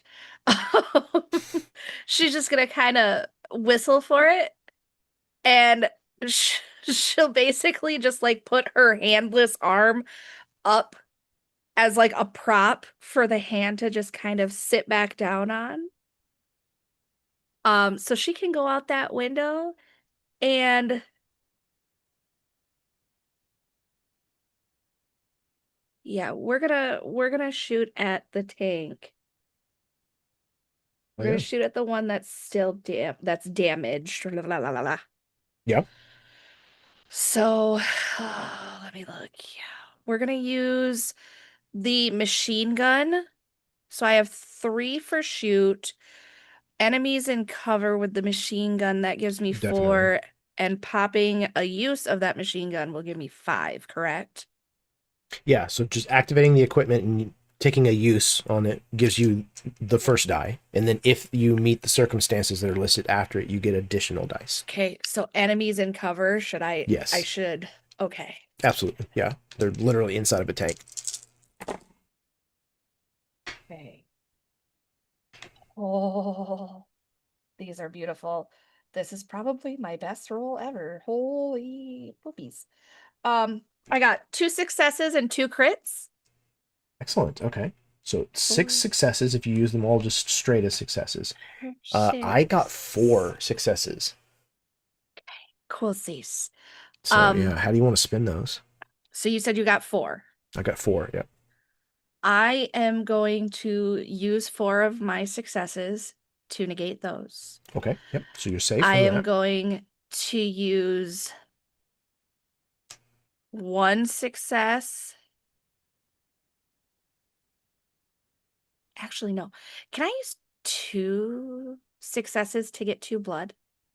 Yes. I'm gonna do Absolutely. that then. Okay. She's gonna just kind of, with her hand still, her pet hand still kind of somewhat sort of holding on. She's gonna reach out and kind of like what a few other people have done, like Astrid, just There's literally like a group of like SS soldiers like caroling, like walking down the sidewalk. she They're just like- grabs one right after the other. Yeah. Now they're missing their tenor. Like Here we go, a wassail. Ah! Ah! If he wasn't a tenor before, he is now. Ooh, it's a light snack. Incredible. Okay. I don't think I went this round. You might not have. Have being you only done one informed I don't thing in the think you did snowmobile either. chase? I only went and did Then ghosts last time. By all okay, then by all means, Balor, please. You know what? I'm just trying to look. And I did have a question, Jeremy. I might have an answer. If we spend all of our weapon, like let's say I use The last the usage of it. maximum of the maximum of the equipment, is that the only time I can use that for the rest of the game? Correct. That equipment So the, is like- is spent. Okay, but is that So for you the would- entirety of the whole Well, game, or is correct. that like okay? Yep. But I thought when you could you- still use it, just not activate it. Well, Once yes. it's used, it's gone. correct. So you are correct, Paul. You can use it in your descriptions and things. You just can't mechanically benefit from it anymore. From the benefit, okay. You Right. can't get the extra dice. Correct. Right, okay, Right. got it. But when you utilize the very last use of something, it grants you a bonus die. Got it. Okay. Yeah. You know what? And you though? can also find additional stuff as you're adventuring. Is that Okay. what the grayed out square in the uses is for? That extra bonus die on the last full square? Probably. I'm probably Yeah, looking at a different sheet than y'all. yeah, Yes, mine's there's kind of pink uh, in it, but yes. like my hunting rifle has 5. The last one is a different color. That's the exploding Okay. one, as they called it. Yeah, the last box explodes. There are a few exceptions, but for the most part, all your equipment have an exploding. Yeah, die I as the last think one. the only exception is if it's a single use item to begin with. Like a cowboy hat that someone can negate damage with that he keeps forgetting. Correct. It is, yeah, but it is a one-time thing. Got it. Okay. Okay. Okay. It actually makes sense that a fragmentation grenade is a one-time use. Yeah, well, right? then, yeah, I think I will use. You know what? Because why not? I will use that bottled ghosts a second time, and then this time go for the alternate tank. Then, since that tank is there, Okay. Ghost up the So other one we're as gonna well. have the ghost up the other one as well. Same. If it worked before, same as before. We're gonna try it. Alright. Second verse, same as the first. Yep. Okay, Ooh. not nearly as good. Okay. Out of I have 4 attack coming at you. well, gosh dang. Yeah. I'm gonna have to. I got 1 crit. That's it. 1 crit. So, gosh dang. I wanted to do things, but You can. guess You can. Just Can I? might take you out of the... Yeah. You don't have to defend. And what you do happens first. You just would pay I'm the only gonna consequences be afterwards. gaining, yeah, I'm only gonna be gaining like taking. Oh, there's still 1 tank with a 2, right? So if I do There use is. the crit against that, I would take that tank out. So it does have a challenge of 1 attached to it. So you'd have to spend 3 in order to knock it down to 0. Well, I don't have 3 to spend. So, yeah, More's can the I just pity. use that crit then to gain some more blood then? Absolutely. You can spend it Okay, at 2 successes and gain 2 points of blood. yeah, I'll do that for now. So I think what's happening is the ghosts that I summon off on this one, they're not destroying the tank as much. This is the good tank. But inside, I think the ghosts are literally exsanguinating Mm.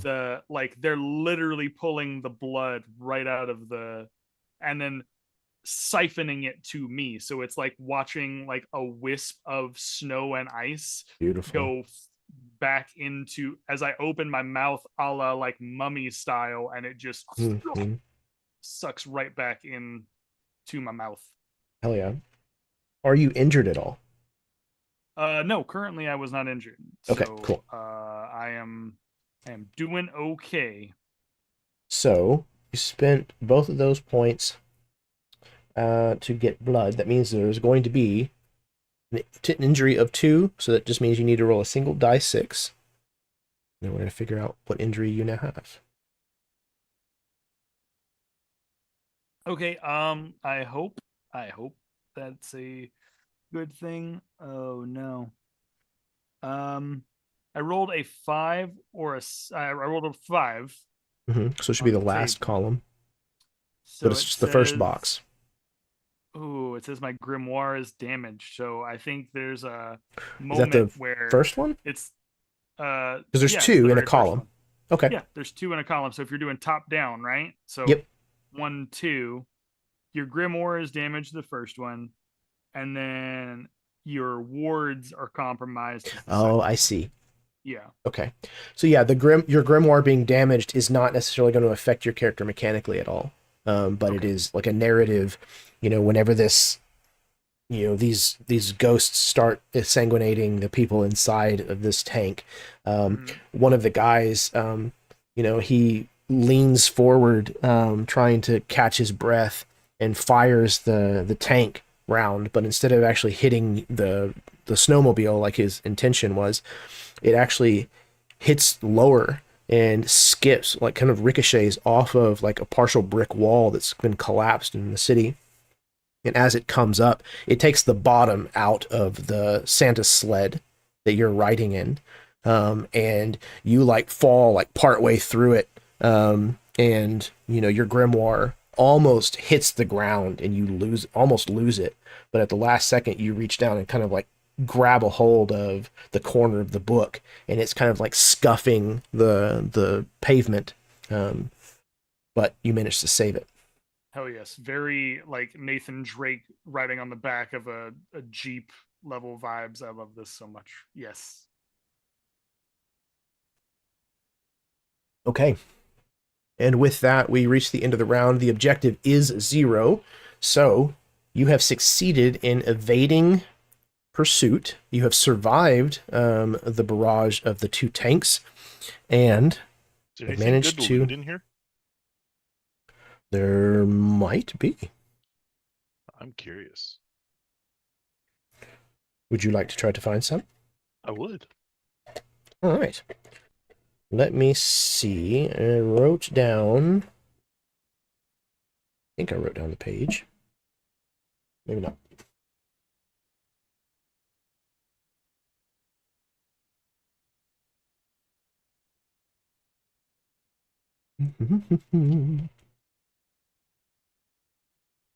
This book is very creaky. It literally like Appropriate. sounds like somebody fucking in the room next door. Oh, Like literally. I was thinking Coffin Creek, but no. I don't know if It's that. Bed Creek is, I think it's coming from the tank, actually. yeah. Oh, I thought it was coming from Gramps' knees or something. Who lit a cigarette? Both. Okay, so yeah. My character did. 1, 2, 3, 4, 5. Obviously, those don't make any sense. Okay, roll me a D10. If you have one handy. If not, I can grab one. 3. 3. 1, 2, 3. You found a rifle. So, in some kind of bracket or something inside of this snowmobile, you see I don't know what kind of rifle the Germans used, but Messerschmitt? Is that right? I don't know if that's right or not. That sounds German, yeah. You found a rifle. It has 3 uses. Okay. And gets a bonus with long range.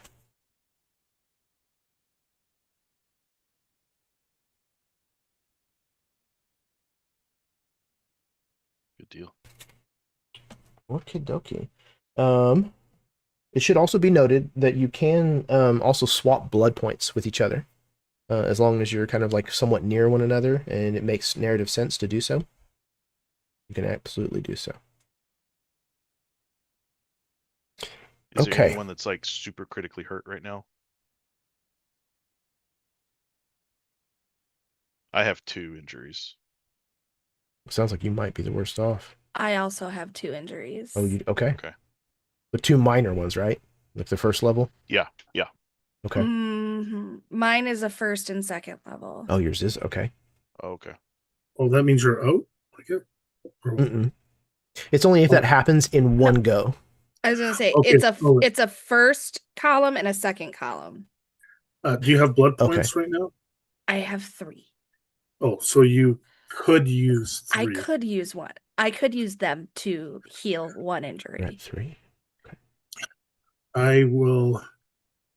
Can I give her a use of my item? What item is it? The cigarette? Yeah.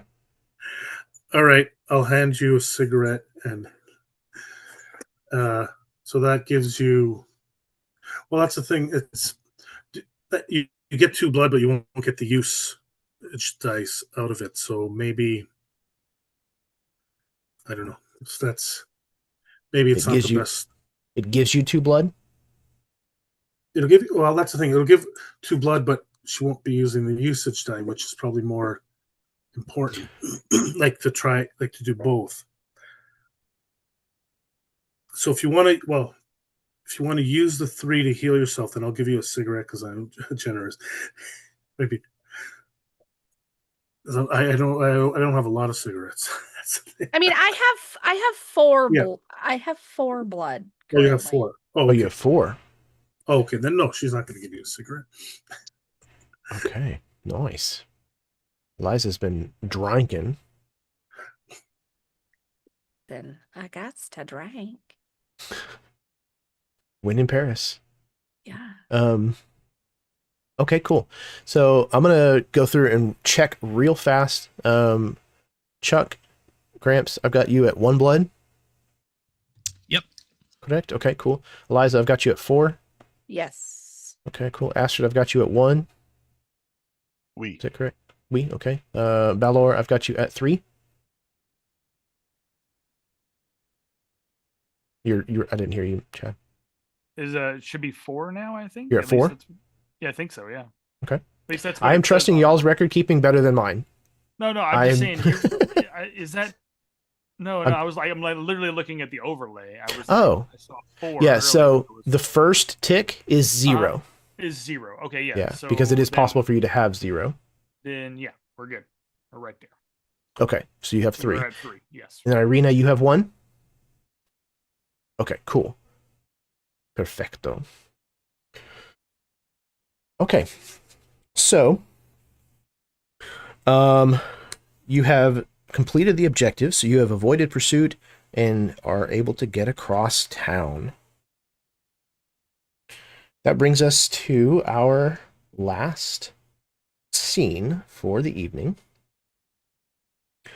And we see, as you are out of the range of these tanks that are being harangued by ghosts and horniness, that you are kind of nearing where the spot on this map is that shows these lines kind of converging together. And as you get closer, you can see rising up above a monumental glass and steel sphere has been erected around the power station that you now know supplies the Nazis with the electricity for their winter conversion of Paris. Inside the giant globe, snow swirls and falls continually, while the station itself glows with a strange red glow from within. So, your objective in this scene is a whopping 10.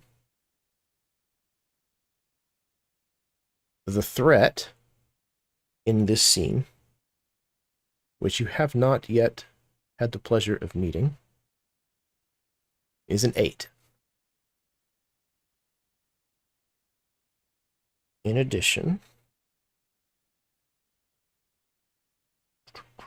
there is a secondary objective that is active in this scene to take the power station offline.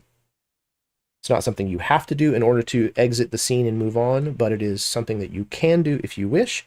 There could be benefits for doing so, but that has a rating of 5. Okie dokie. So what I would like is for each one of you to kind of describe what it looks like as you pull the snowmobile kind of up to the entrance to this essentially enormous snow globe, and you enter the front door.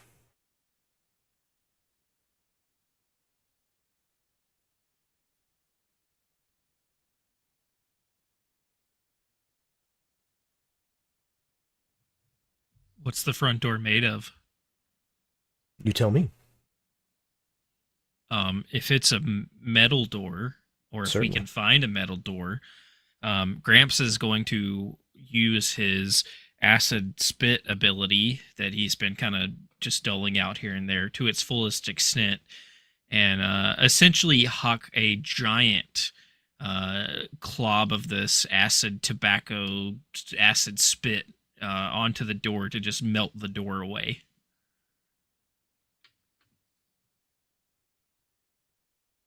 That's some Absolutely. spicy chaw. Gramps walks up I and only keep the best. Gramps walks up and vomits skulls all over the door.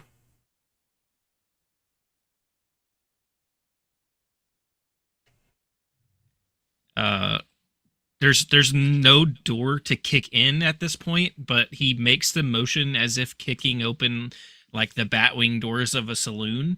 Yeah, motherfuckers!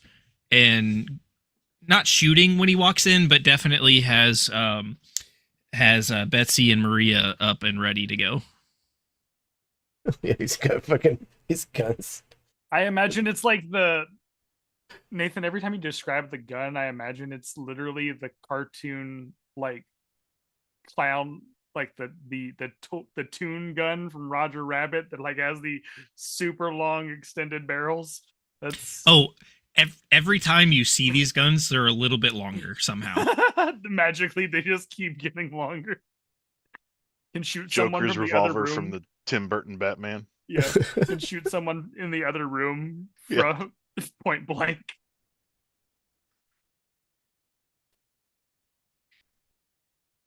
All right.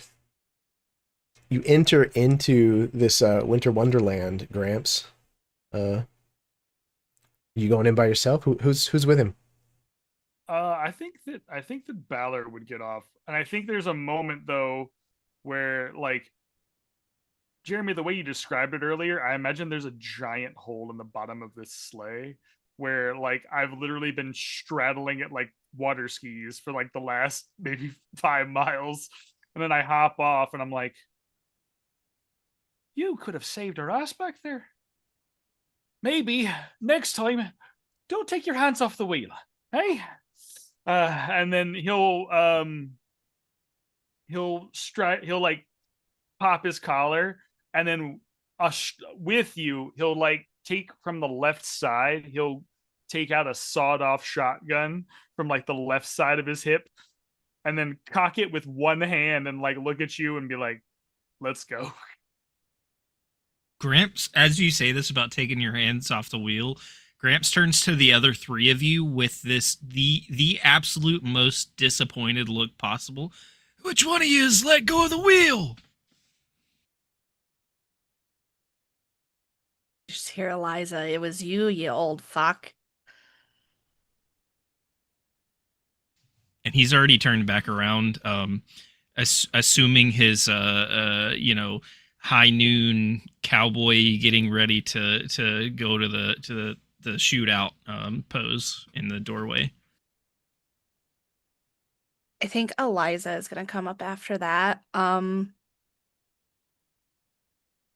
I use the 3 blood now to heal an injury? At any point. Yep. Cool.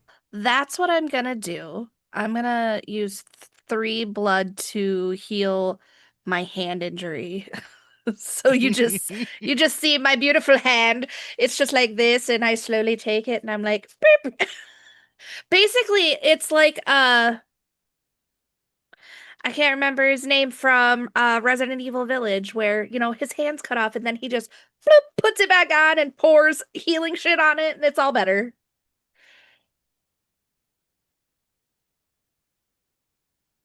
Fantastic. Okay. We're fantastic. We are fantastic. All right. And she's getting ready with her machine gun. So Astrid will watch the three of you walk off and look at Arena and just, well, I guess you better smoke him if you got him. And she'll rip the machine gun off of the mount and just start walking into the Master Chief style, just wonk. Fuck yeah. Yeah, with the power of a vampire, it is not difficult at all to just like rend the steel like out of its brackets. Okay, and Irina. She pulls out her saber and follows everybody in, and so we could basically. I'm going to be going to scare any Nazis I see into. Basically, I'm going to try drinking their blood. So I'm scaring. Are there any Nazis nearby? Or, If you're trying to drink, absolutely. There are always Nazis on hand to Okay. drink from. okay, so I roll for that. You can do a terrify. It sounded like was what you were going for. I'm going to try terrifying. I was wondering if I can use saber in that sense to help. Yeah, to sure. Scare If you want to use one of the usages of it, yes. you literally rattle your saber at some Nazi I was and gonna say. Basically, slash them, scare them, and drink the blood. So, Not to Sure. put a too We'll fine a see. point on the saber. Right? yeah. So that's 3. That's 4. All right. Let's see. 4. Ooh. This Nazi is apparently not going without a fight. You got 2 threat. Okay. to I attack. only got 1 success, which means can I? How does this flashback work? Oh, I saw flashbacks mentioned in the book. 'Cause it looks like we have 1 flashback, and then what we use it, and then there's a So reroll. once per session thing. Okay, there you go. So this is a session, and we'll have one for next time too. Correct. Yep. Okay, then you know what? I'm going to use it now. Well, how does it work? Let me see. Drop coffins. It's page 41, if that Yeah. helps. Oh, perfect. Thank you. 41. It is not on my page 41. That's weird. It says once per session, when you roll 2 successes or fewer, you can trigger a flashback to spur yourself on to victory. You won't let Hitler win this easily. Roll on the flashback tables to define a question or choose one that appeals. Answer it by describing a brief scene that happened on a past Fang mission. The other players can help. And then I guess you just kind of go from there. Oh. When the flashback is over, add 2 dice to your pool, then roll all your dice again. The second result stands. Okay, interesting. Okay, so the first thing that we'll need are 2 D6 rolls. You get to choose what order you want to give them to me in.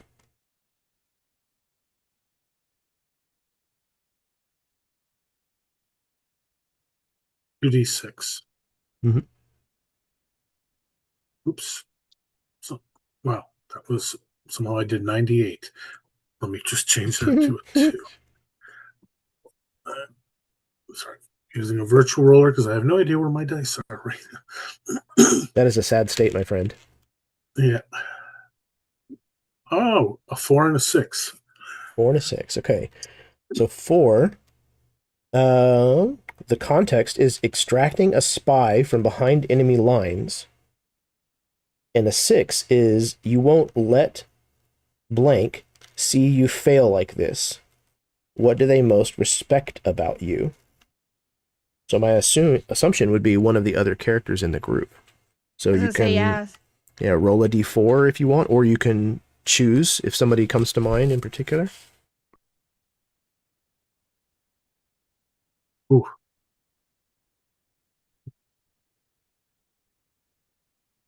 So is the so I was so the spy is not necessarily the character, that something happened. Correct. Yeah, that's just the context in which the flashback kind of takes place. So it could be that you and this other person were both extracting a spy from behind enemy lines, or it could be that this other person is the spy. Or it could be that you are the spy being extracted. And then, did I fail in that? Or so when the flashback's done, you get to re-roll your dice pool with with 2 extra dice. Is the flashback a fail? Or is it a success? Or what? It says, what do they most respect about you? Mm-hmm. Yes. I think it's just a story beat that we can just. Yeah, yes, it's just absolutely. a story beat. Yeah. Yep, so if you'll indulge me. Sure, go ahead. Astrid and Irina had to get this guy out of Belgium.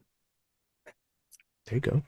Irina, Astrid has respected your professionalism in this for as many years as we've been in this Fang strike force. This is the first time she's ever seen you catch feelings for what essentially for us is a mark. This mortal that you, in all your beauty and ability to seduce and cajole men to your whim, you fell head over heels for this guy. And you didn't want to just get him out and extract him. You wanted to flit away to where the war hasn't touched and maybe spend out the rest of him. his life. Or maybe turn him. Yeah. I don't know. So you and I had a come to spirits that I manifest meeting. And we convinced there was a conversation, and you were convinced that this is a fleeting love, nothing more than infatuation, and the real mission is to drink Hitler's blood. There will be time for your sexy cigarettes later.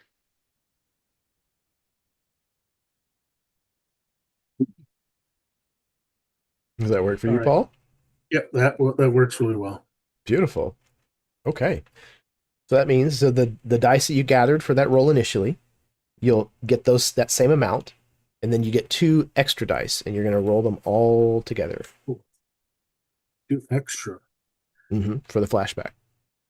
Right. So instead of 2, I have 4 dice. Correct. Correct. All right. For Astrid. And what's his name? Ooh. And that. Yeah, and Carl. what's his name? We'll call him Carl. We'll call that one Carl. 2 5s and a 6. Nice. Okay. So 3 successes, or 4 successes, yeah. Yep. Excellent. You had 2 coming at you as far as an attack.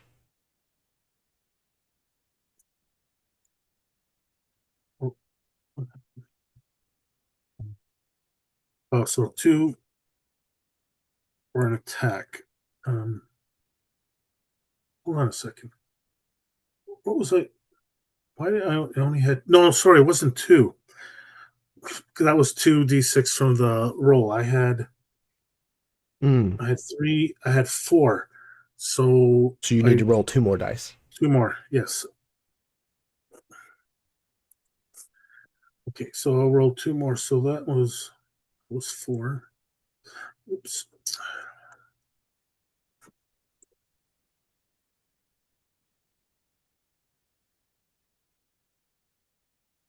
And 1 more success, 5. Okay, total. Cool. So you got 2 attack standing. Yep. And you were initially just trying to drink blood, right? Yes, so I will use 2 to negate. Okay. To defend, yeah. Yep. And yeah, then 2 to defend. And then you drink the other 3, or? No, the objective. I can So spend it one can't, on the. yeah, it won't be applied to the objective just yet because we have not introduced the threat Oh, in the sorry. scene. Yes. Oh, okay. Then I guess the 3 are. Yeah, Blood. for blood. All right, that gives you 4 on my count. And you negated their strike, so no harm. Sees you coming and starts to raise a shotgun in your direction, but you are upon him too fast with your terrifying saber. You slash and drink the little that he had to give, and he collapses to the snow. No more. Okay. That was the whole party. Okay. You enter into the dome. Your objective in this scene is get through the snow globe dome.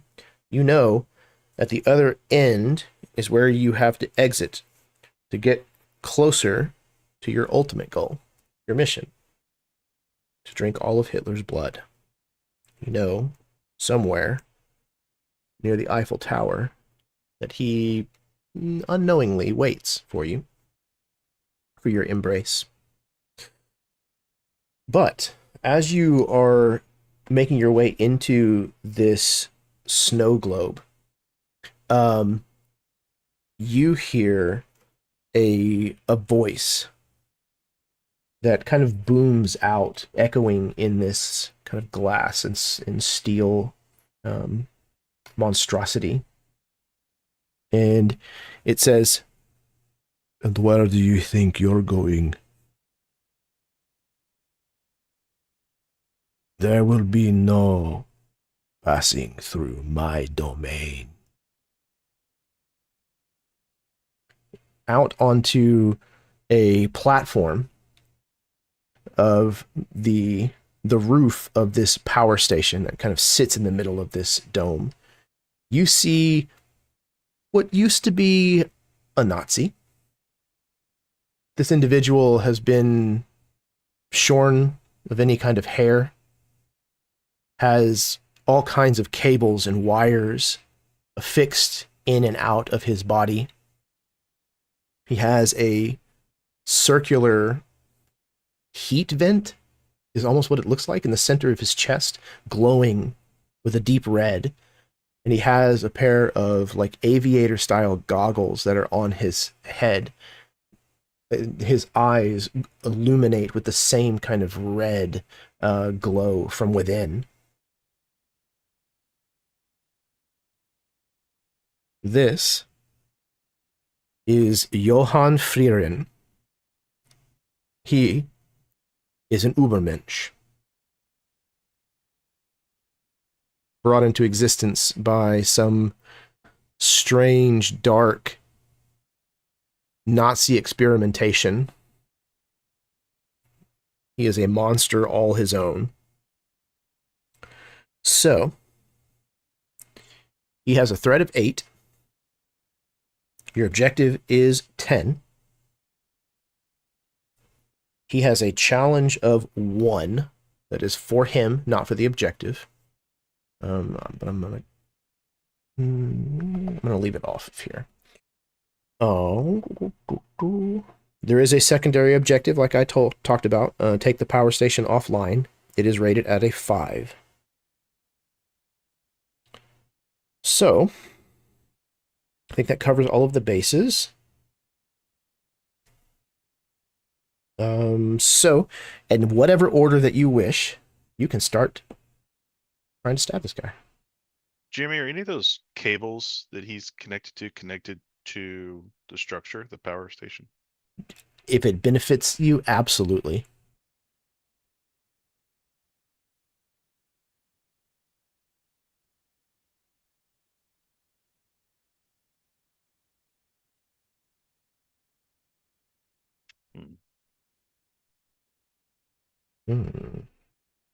I can go if you'd like. No, actually, I can't.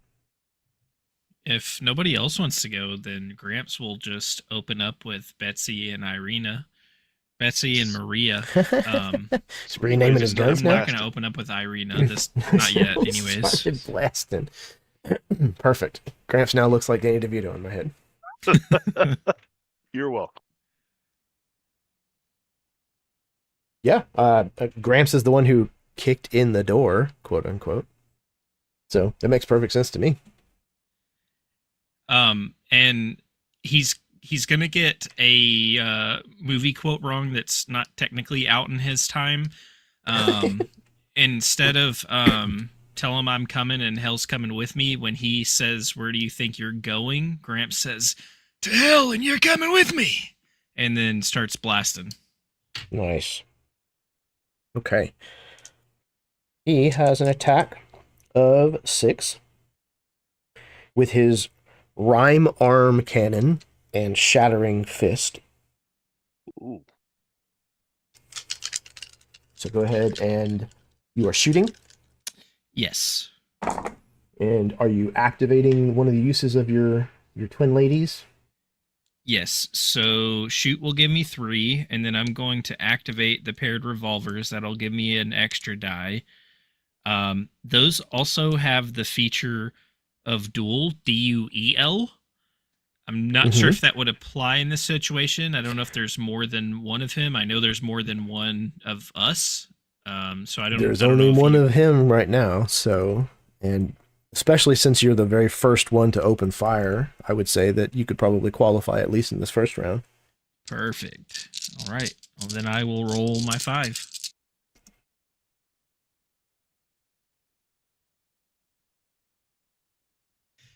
That's only going to be 1 success, but I got 3 1s, so somehow I get 3 blood out of this situation. Interesting. Okay. So it puts you at 4 blood. I got 0 successes. I literally got 3 2s and 3 1s. So he completely fucked that. Thank John Wayne. St. John Wayne. But as per the rules, that means that his threat increases by 1. So I think your barrage of gunfire is hitting him, but not in any place that matters, or it doesn't seem to. He's just literally taking these and continuing to like stride forward towards you, almost as if he doesn't even feel any of these attacks. And as he's doing so, you can actually see some of these cables are like vibrating with power, as it looks like the glow from the spot on his chest and in his goggles is getting brighter. So, again, you can veto this if you will, but I think that some kind of cable or tubing that is attached to him is actually pumping what is at least in part blood.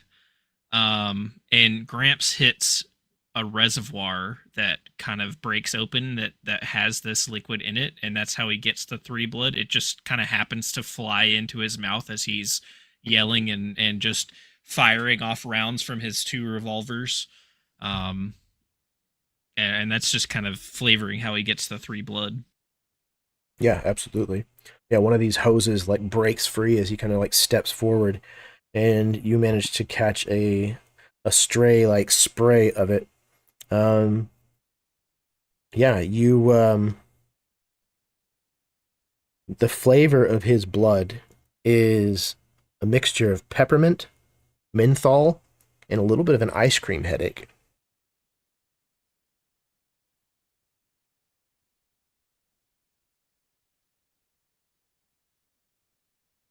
Okay. Who is next? Who will stand against this Ubermensch? I guess I'll go.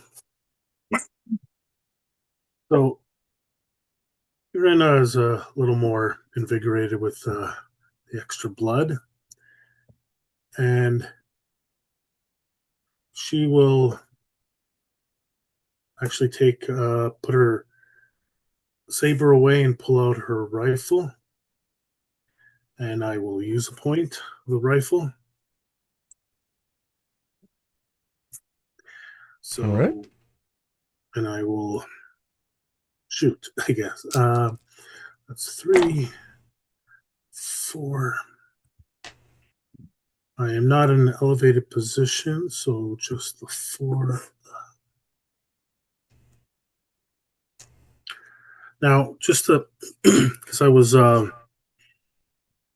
listening in, but I wasn't near close by. I was listening by the speakers, and there obviously is the Ubermensch, and there's another. Is there another threat, or no? There's only the one. Just There's Gramps. currently only one Gramps is the other threat. threat. Yeah. There is currently only one threat. There are 2 objectives currently. There's the main objective, and then there is a secondary objective. And the secondary objective Is what to is that? take the power station offline. It has a rating of 5. Oh, so there is no threat to that? Is there a threat to that or no? No. So objectives are like scene specific, and then the threats are like the bad things within a scene. Oh, sorry. Yes. Okay. So that's right. I can do whatever. So Right. Now I don't have to pick which target I have. Okay. Nope. You just describe it, and we'll figure out what you need to roll. Right. Okay. So I will shoot with 3 shoot, 1 for the hunting rifle activated. So I got 4 dice. Okay. Perfect. And I have 2 attack coming at you.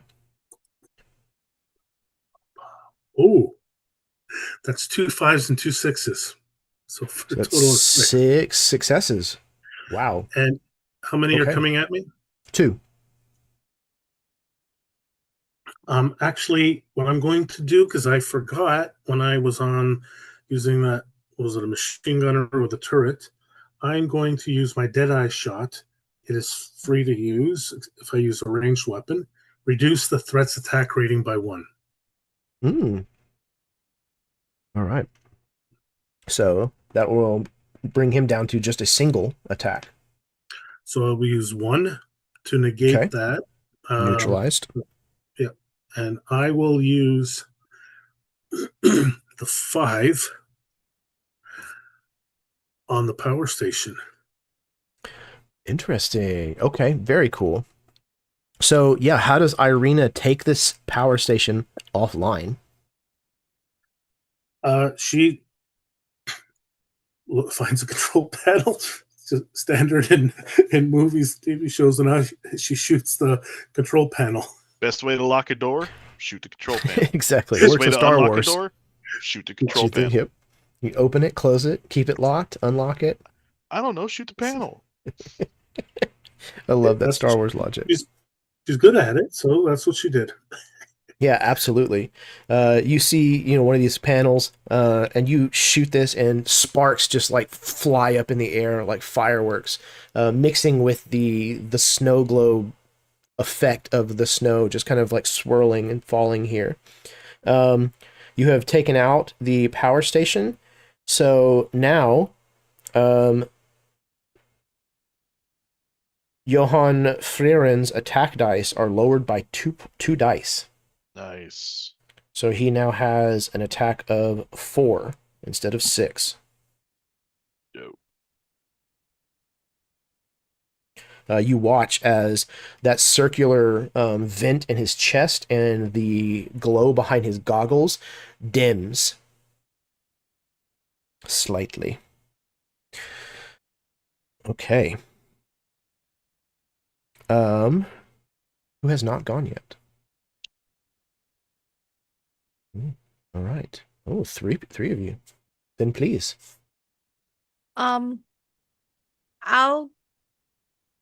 guess I'll go next. Funsies.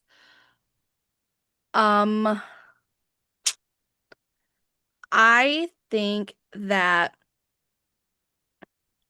we are going to have Eliza said the threat is a 9. Mm-hmm. He's beefy. He's beefy. Then So he has a if- challenge of 1 attached to him. And so, he has a challenge of 1. yeah, cold and numb.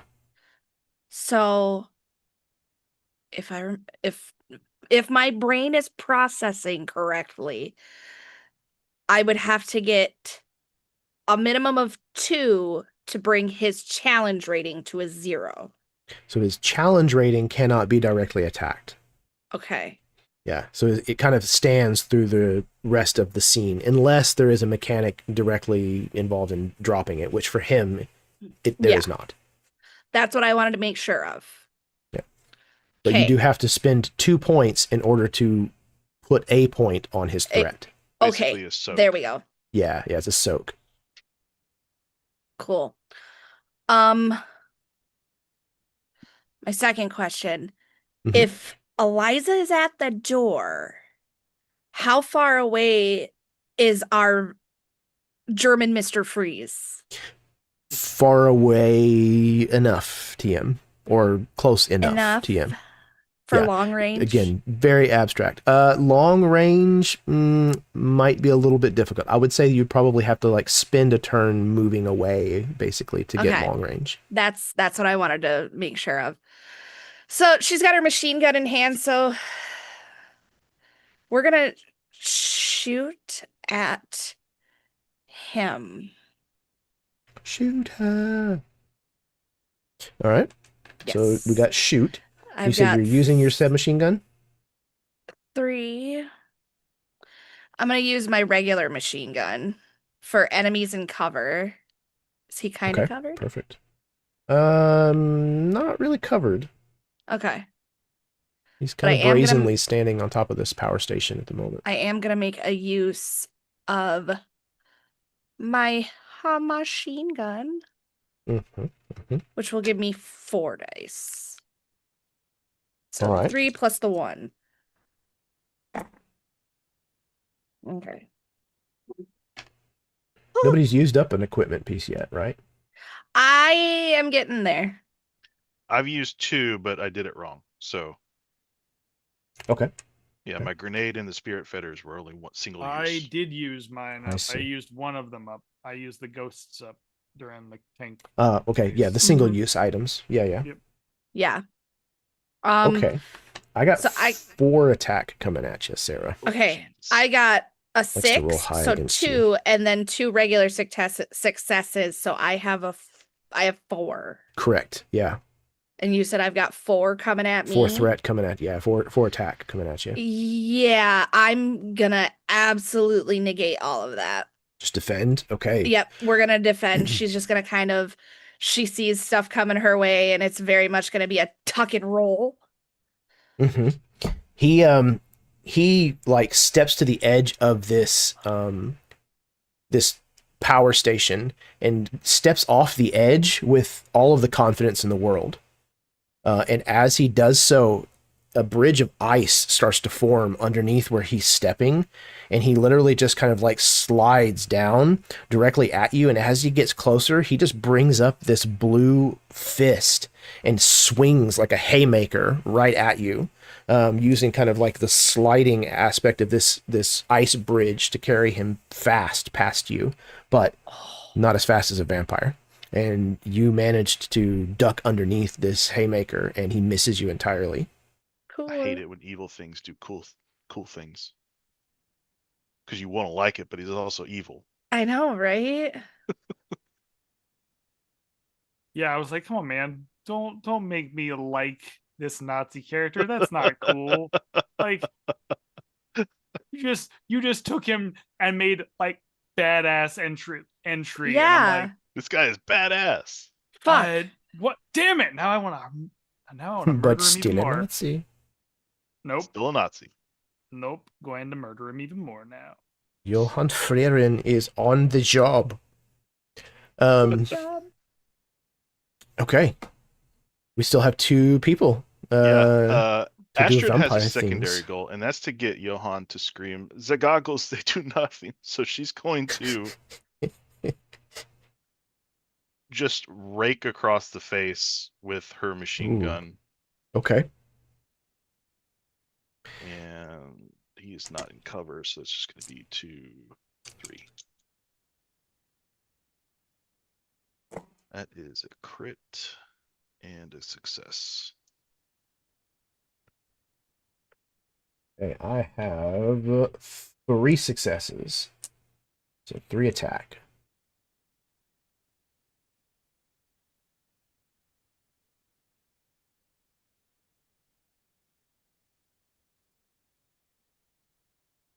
If I use the crit to activate an ability, special reduce the GM's attack dice by 3, what does that do to you? Does that remove all 3 of yours? Yeah. Okay. I will do that and then put the 1 towards the objective. Okay. Oh, you know what? Ooh, hang on, my bad. I rolled all 6 of his dice instead of modifying it for the fact that the power station was offline. So hang on. Ah, okay. Rewind. Okay, no, it was still 3 successes. So Okay. So it still stands. okay, cool. What ability was it that you used?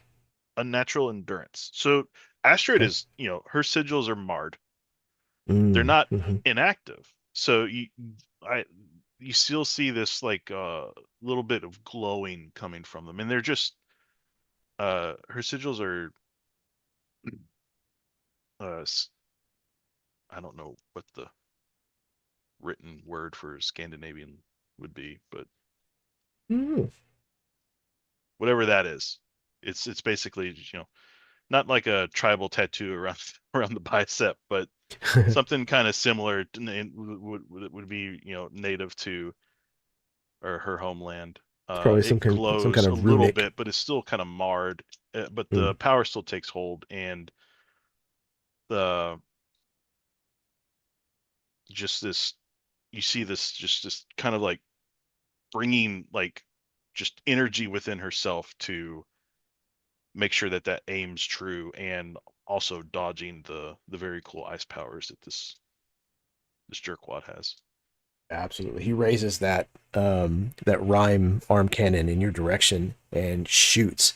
And your powers cause this to deflect and instead kind of strike one of the girders that kind of forms the structure of this place. And you can see the place where it impacted almost instantly looks like it's been exposed to liquid nitrogen. It's just like frozen to the core. Okay, so you defended. Nothing happened to the objective or the threat just yet. The secondary objective is offline. Okay. Well, I put so the you did. power negated your 3. That was right. That was enacted by the crit, and so the last success went towards the objective. Okay, 1 success towards the objective. Yeah, the challenge only applies to him, so it will take the objective from a 10 down to an 11. Okay. So when he hit this girder with this ice, it freezes almost instantly, and you can hear that kind of like tinkling noise. And it only lasts for a few moments before there's also a shatter as the frozen metal just crumbles under its own weight, and all of you hear an audible from the structure as it groans under this shift in the weight of it. Okay. I think that leaves Balor and Eliza. Or did you go already, Eliza? You did. Okay. Yeah, so it's just me then. Just you, Balor. Just me. I was all by myself. I was thinking of you. Seeing this mention in front of me, I think that Balor, you see his eyes kind of have like this glaze of bloodlust, and just narratively, I think you watch as he sort of like night crawlers his way, like Okay. in a fashion to like getting to a more point blank range on the, so he's following the arc of the bending metal, and then Right. as he gets up there, I'm gonna try to, as I get closer, if I can get close enough to the Ubermensch, I'm gonna use the sawed-off shotgun and try to shoot him point blank in that in the chest. Okay. Mm-hmm. So you're using shoot? So I'm going to use shoot, and then I'm going to use my shotgun, and if it is going to be in point blank range, then I get a +2 for point blank. Sure.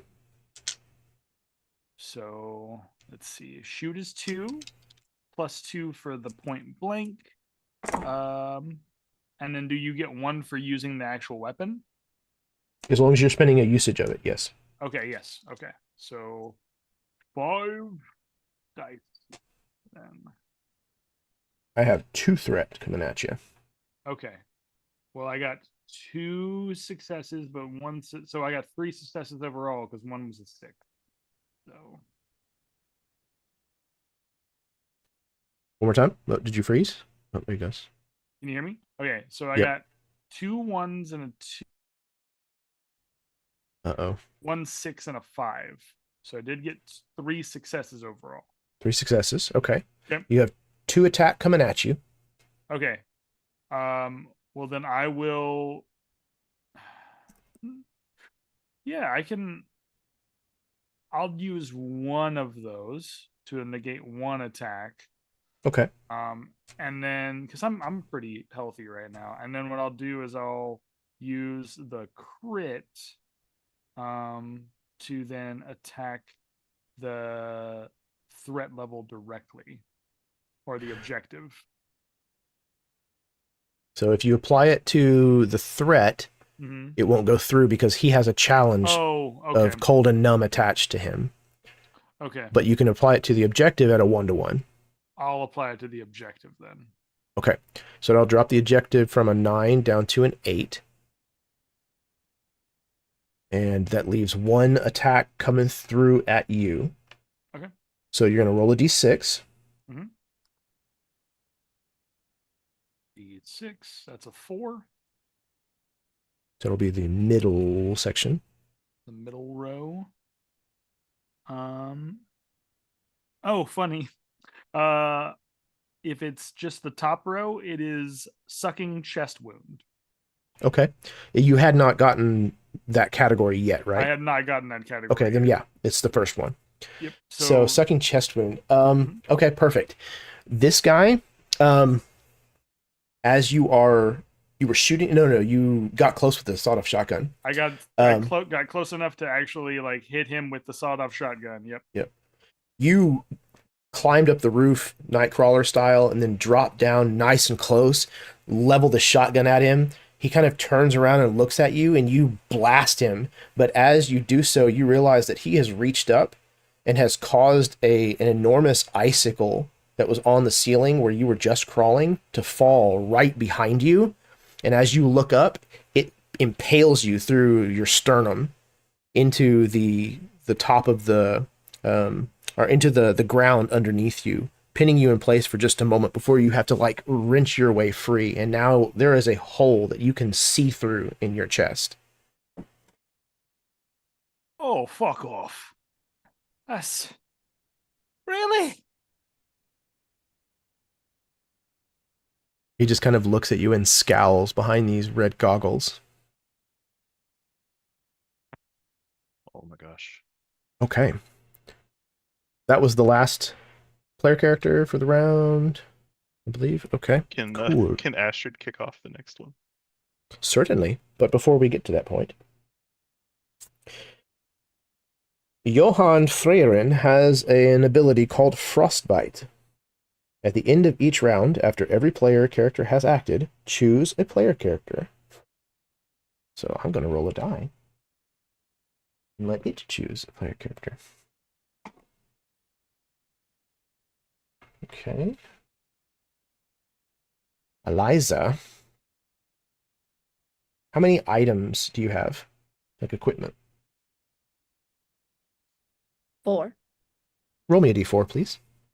Oh, Uh-oh. no. He's part rust monster. Oh, god damn it. I can't find my dice bag. You want me to roll it for you? No, I'm gonna do a thing. I'm gonna do an online one because it'll make I'm going to do it. mad. I don't want to do it, but I'm going to do it. It's a I have thing. 3. 3. What is your third item?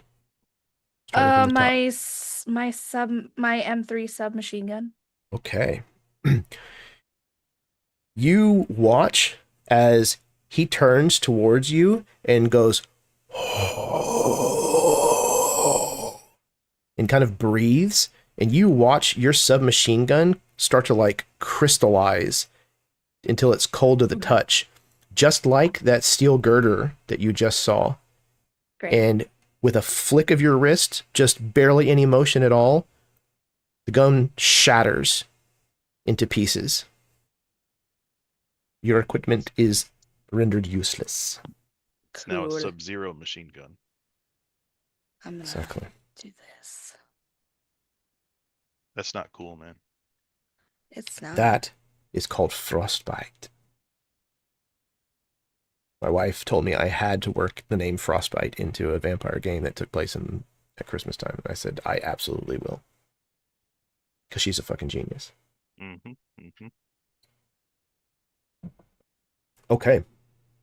Now we are back to the second round, and it sounds like we have somebody chomping at the bit. Yeah, so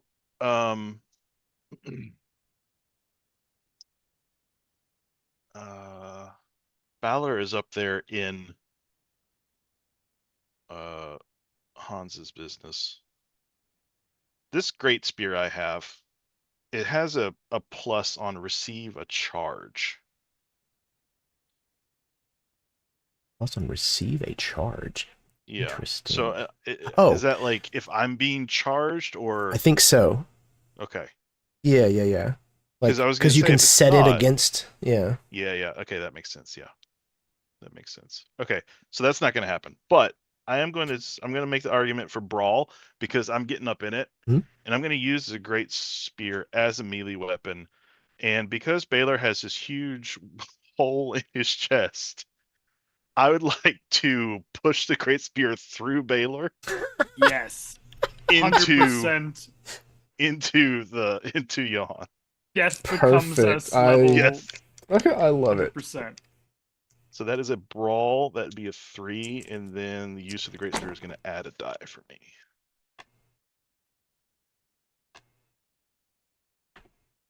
Ooh, buddy. I have 4 attack coming at you. I don't like that. Yeah, that's literally the best that I can do. That's one Oh. success. I do have a crit, so I will use the success or the crit to proc a natural endurance to reduce your attack dice by 3. Okay. Yep. Leaves me with So it's 1. going to leave 1, I think, for attack on me. Okay. And then the other success will go towards the objective. Yeah. Towards the objective. All right. So it's going to bring that from an 8 down to a 7. And then I take an injury, I believe. And then, yes, a d6 if you would, please, sir. That is a 3. I am bleeding shadows. That sounds fun. It's odd. So this is the entire middle column full. So my sigils are marred and I'm bleeding shadows, which is a +2 to sneak and a -2 to my interesting. terrify. Okay. That makes sense. So yeah, you're almost like shrouded in like this shadow energy that's like leaking out of you. And I think the reason that it's leaking out of you is though you manage to like shove this spear forward and cause him to have to kind of like veer off. Though he veers off, he takes his non-rhyme cannon arm and kind of like makes a sideways like chop motion with that free hand, and slivers of ice fly off of the ramp that he's been kind of like riding around on, Silver Surfer style. And one of those cuts you, and when it does, you look down, and instead of the blood or even coagulated blood that you might expect, there are shadows like pouring out of you.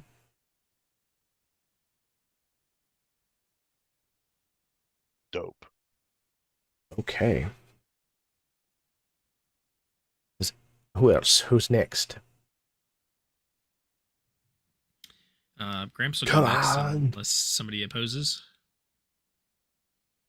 Do it. Well, assuming that these cables that are coming out of the sky kind of go up towards the roof somewhere. Of course. If so, Gramps will spend a blood point and go on all fours and start skittering up one of the walls towards the connections of some of these cables. Okay. I'm assuming I can only do one ability at a time, so I'll save the actual second ability I want to do for next round. In the meantime, I think you Sorry, can go ahead. do. I think as long as you've got the points and stuff to spend, I think you can do it all in the same turn. oh well, then I will scutter up to one of these cables that's metal and hawk another big acid loogie on one of them and try to burn through it. Hell yeah. Part xenomorph. All right. Do your thing. I guess it would be sneak, maybe? What are you thinking? I mean, I'm not really sure on that one. I could go sneak, but I don't think Gramps is necessarily being sneaky about the crawling up there. So Fair enough. Creepy. Is there a creepy attribute? there's terrify. It's terrifying me. You could go with Sarah. Like the single greatest thing in a horror movie for me that give me the heebie-jeebies and nope me right out is that weird stuttered creepy crawl up a wall thing. I'm just thinking about it. Ooh. Bonus points if they do it backwards. Yes. Like if their limbs are bent the wrong way. It might be easier for Gramps to get a good angle on the cable that way, actually. I love this. It's like a human head crab. Yeah. My only other thought would be like fix. I know I'm not fixing this, but I'm unfixing it. Yeah, it is related to technology and power and things. So I'm down with that. Yeah. All right. And if we're counting that as metal, I'll get 2 bonus die for that. It is metal. Actually, do I get a die for also using the ability? So you get a die for using the ability initially, and then if you meet the circumstances, you get those additional dice. Perfect. All right. That's gonna be 7d6 then here. Ooh. All right. I have Man. 2 attack coming at you. Fortune favors the reach. Yeah, Let's see. indeed. Holy crap. I only got 1 success, Oh no. but somehow I got 4 more ones, which activates my corpse eater Holy ability crap. 4 more times. 4 more points. You are bloody rich. 1, 2, 3, 4, 7 blood currently. my I count. should be down to 4 now because I should have used what I had to do those abilities. Okay, so you're at 4.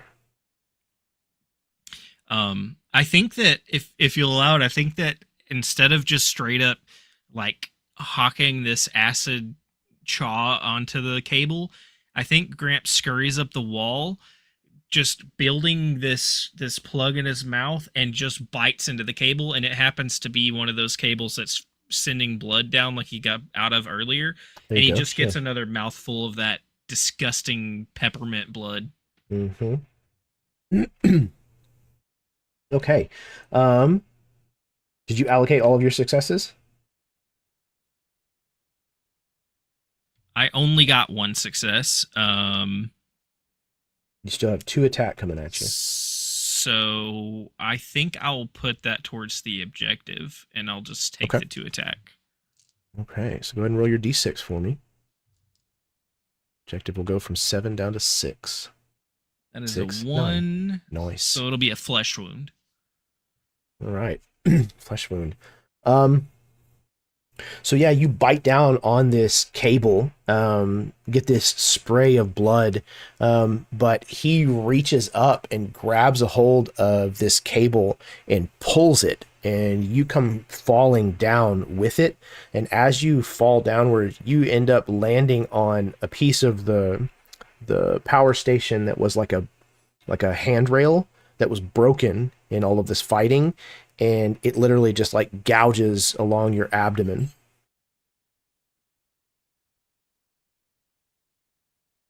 Okay. Who else? Who is next? I can go. My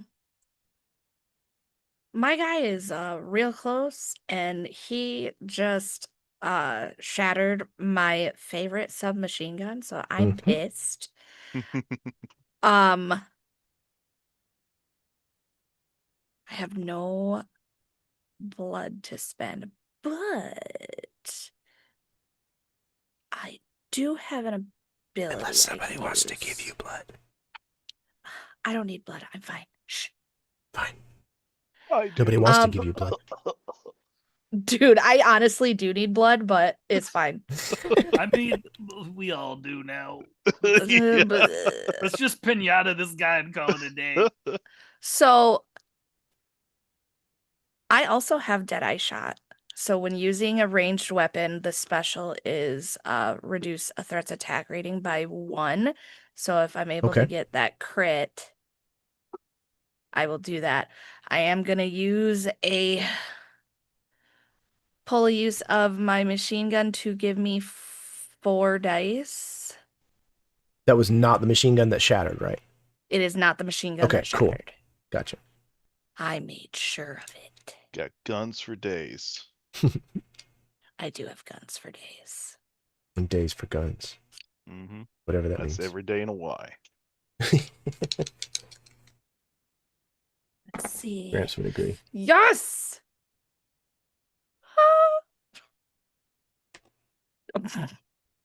Don't be mad. Don't be mad.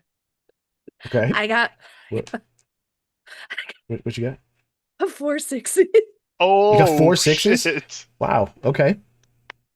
I also got 2 Limit successes, both of which were 6s. So that's statistically strange. We're on the same wavelength. Yeah. Okay. So you have an attack of 2 that's coming at you, but you have 4 successes. How do you want to spend them?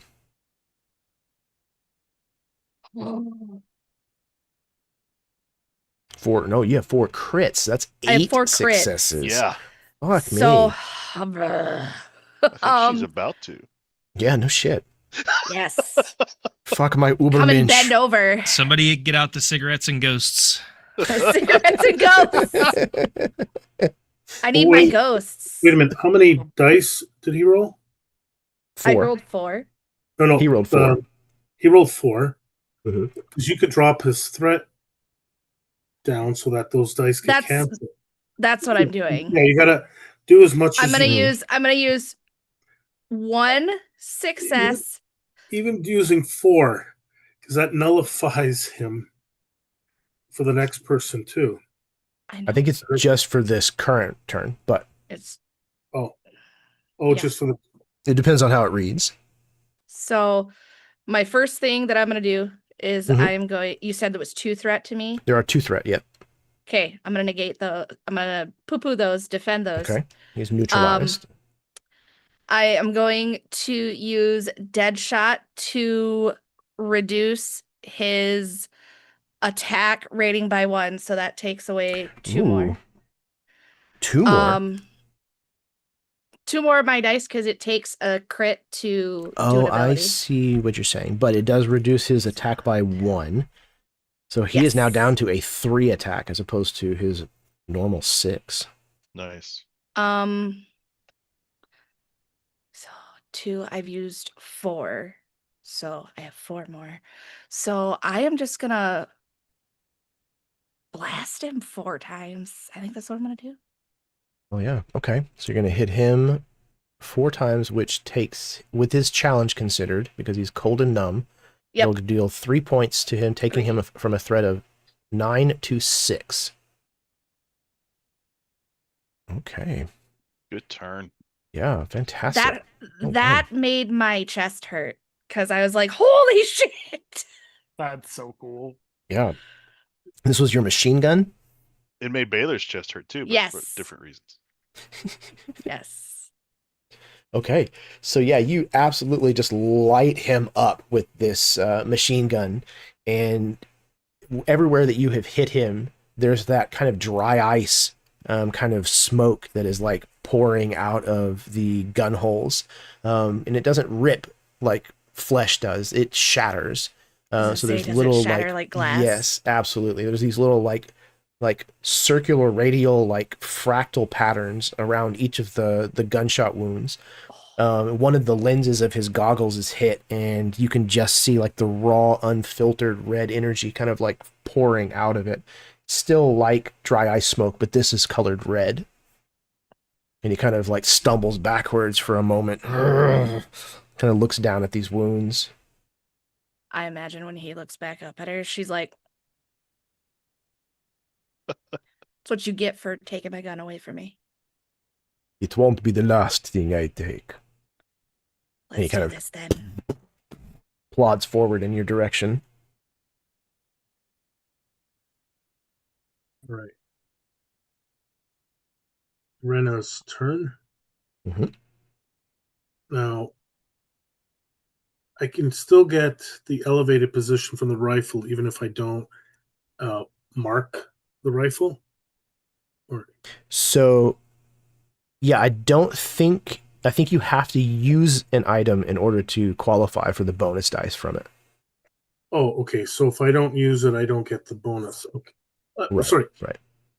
I'm sorry. I have to mark the equipment to get the Correct. bonus. Correct. All right. I will climb up somewhere to get an elevated position. Mhm. You And absolutely I get on will- top of the power station if you want. Yeah, and I'll mark. Yeah, so I'm going to use the rifle, and I'm going to shoot. 3. He is now only a attack dice of 3. So 5. You got 5 successes? No, sorry. I have Oh. I have 5 dice. Sorry. Gotcha. All right. Just want to make sure I'm doing this right. Pick a stat, done. Mark equipment. I don't want to pay for something. And then, okay, pay for abilities. I'm going to use Deadeye Shot. Doesn't mean I get a success. I'm just paying for the ability. It's a free Mhm. ability. And you know what?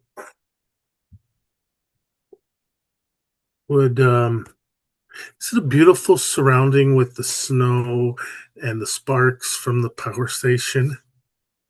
I don't know that it would qualify as a beautiful surrounding. It's definitely Okay. like starting to fall apart and collapse currently. Can Just an you old man skittering up walls. It's kind of horrific. It's true. can you use 2 abilities? Yes. As long as you can pay for them both. I will spend the blood to activate the dark glamour. So that'll give me an additional dice. This is basically sorry, not the dark glamour, I apologize. The Knight's Willing Servants. So I'm summoning a swarm of bats. Nice. Okay. It's not an old is it an old building? The power station would not be, no. Okay, that's fine. Okay, so that was shoot for 3 dice, rifle, 1 elevated, and 1 for the bats. So 6 dice. All right. And roll my dice. Yes, sir. I have a threat of 1 pending against you. 3 crits. Okay. Good God. So that's 3 successes. You have an attack of 1 Yep. pending on you. Oh, no, 3 crits. That's 6. I'm sorry. What did I say? You said 3 successes. That's Sorry. 3. Yes. Yeah, 6 3 crits, successes. 6 successes with 1 Yes, attack pending on you. Well, I am going to use. So I'm just asking. There's no point in me spending a crit to reduce the threat attack rating by 1 when I can just defend it for 1 of the successes, correct? That's a fair assessment. It's more probably if a crit's coming in, I can use it. But really, that still doesn't make. Unless you just want them not to get successes. Okay, but that's fine. So I will use 1 of my 6 successes to defend. Okay. So that you only use 1 of the 2 successes from the crit in order to defend because he only had the 1. So it still gives you a single success to spend elsewhere. It does. Okay, so I still have 5 successes. Mm-hmm. Yep. Yes, I will. So he's a 6 objective and 6 threat. Correct. Yep. The objective and the threat still both stand at 6. He has a challenge of 1, so you'd have to spend 1 extra point in order to get points on him. So if I spend 5 on him, I can drop his threat down to a 2. Correct. I'm just trying to think. That would make things easier for the next round. Yes. But I also can spend 5. Yeah, you could. Yeah, alternatively drop the objective down to 1. What do That you would guys? ostensibly, if things go well in the next round, end the scenario. Correct. Yes. So All long right. as dice rolls in the next round didn't get biffed.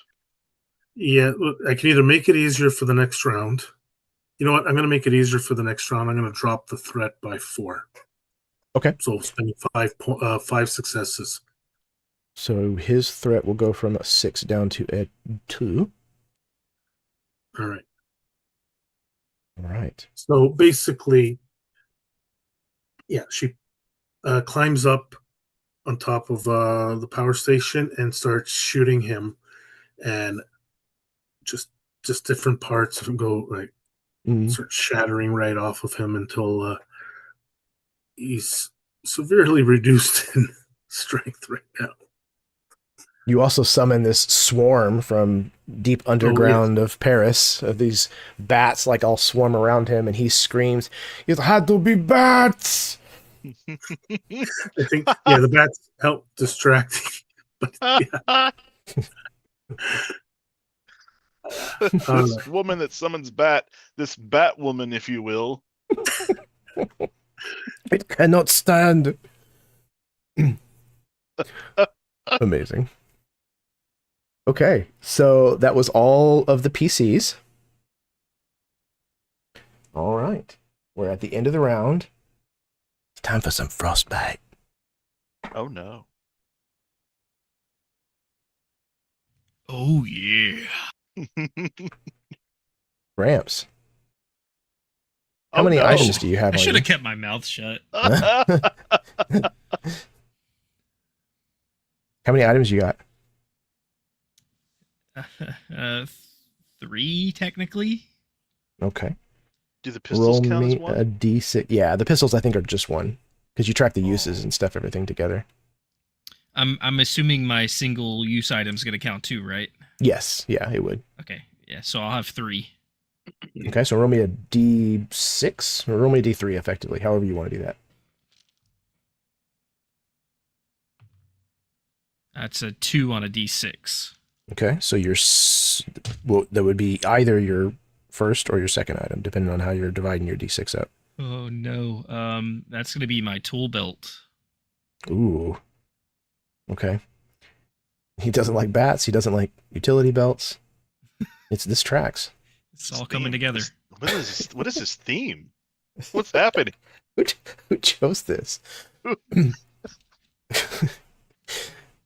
Okay. So you are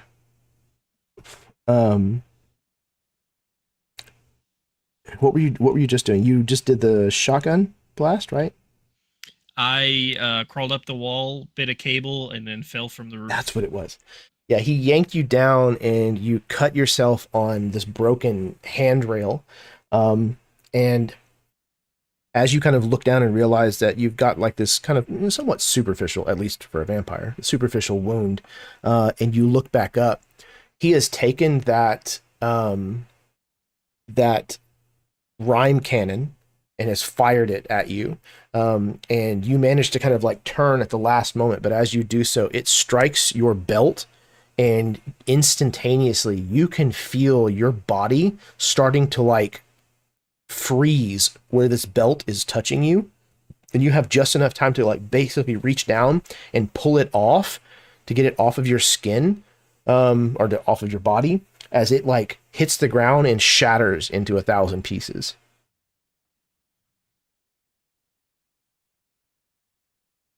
You're muted for some reason. It's like slow motions it to the side and hits the ground and shatters.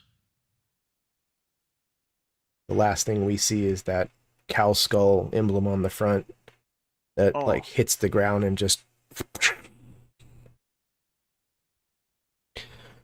Okay, that was the end of the second round. The objective still stands at 6.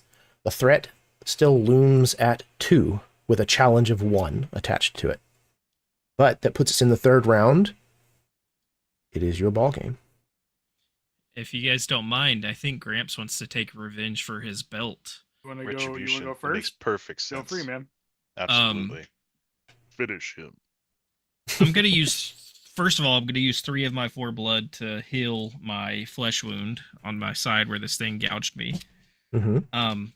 And 3 blood. Understanding that Gramps is a vampire and he's using this blood to heal himself, so he doesn't need to do this. He's still going to take one of the bullets from his bandolier of bullets for his revolver, break it open, and pour gunpowder in this probably relatively shallow wound that he has, and light it ablaze as if he's cauterizing that wound, even though it's actually like actively healing as he's pouring the gunpowder in there from his, vampire regeneration or whatever. He just likes the way it feels. Yeah, he's seen this in a cowboy movie somewhere, and so he's doing it essentially. John Wayne did it once. Exactly. After that, he will in fact take said pistols and just start blasting away at this guy. Okay. His attack is currently a 3, so let's see what he gets. He only has an attack of 1 that's going to come through. And I'm assuming since everyone's fighting him now, my duel doesn't apply this time. Yes, I would say so, yeah. Okay. Oh, okay. 3 successes this time and another blood point. All right. So you just got an attack of 1 coming at you currently.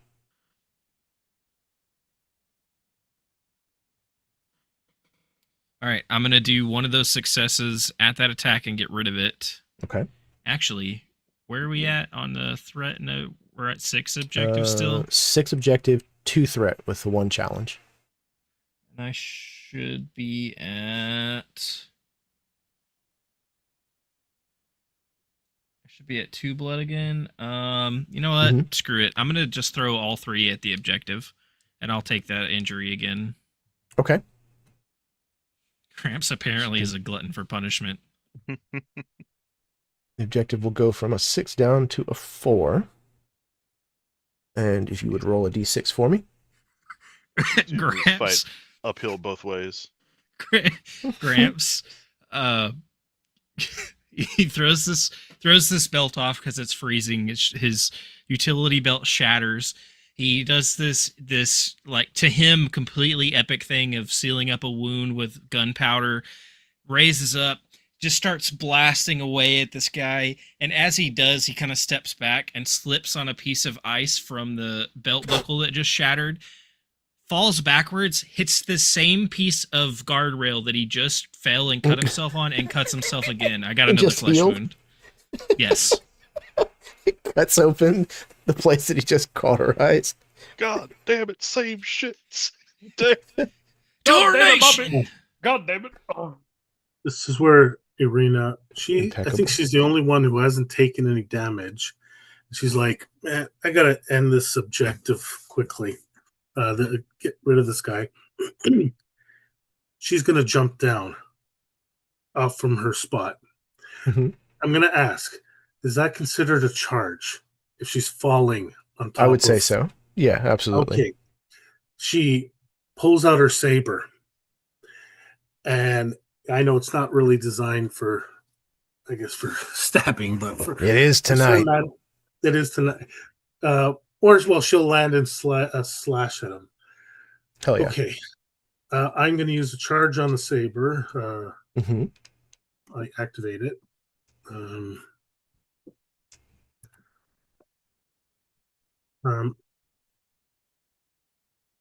I am going to use a blood point to have the bats distract him again. So brawl is 2, saber is 1, charge is 1, bats is 1. So I got 5. 5 dice. All right. I have an attack of 1 coming back at you. Guy's definitely not hitting anywhere near as hard as he was before. 5 successes, no crits. Okay. I am going to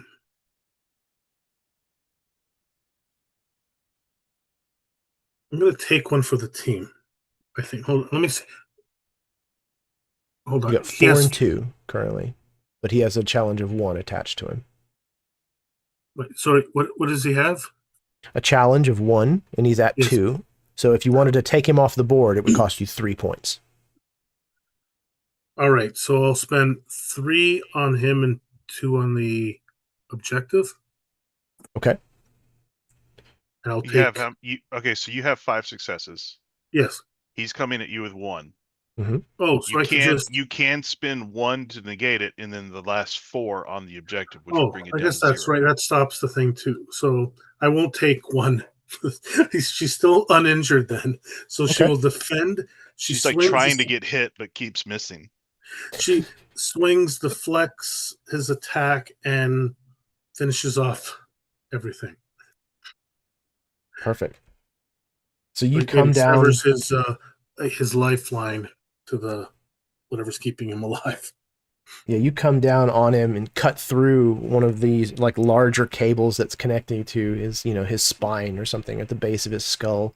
And as you do so, more sparks like erupt out of this power station, and you can see the lights in his eyes and the central vent in his chest like flicker, dim, almost as if they're completely extinguished.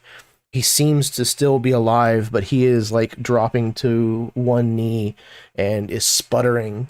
And every time he sputters, these little like flecks of ice fly out of his mouth. As he kind of looks up to you, and you can see that he is powerless to stop you.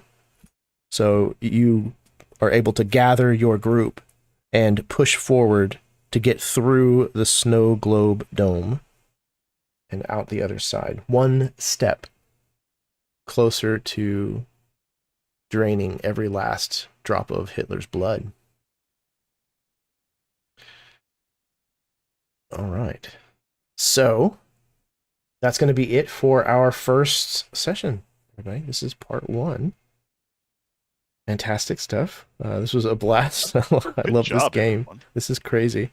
I'm going to pass things over to y'all as players so that you can give any kind of like parting thoughts that you might want to, once again, plug anything that you have going on, et cetera, and then we're going to get the hell out of here.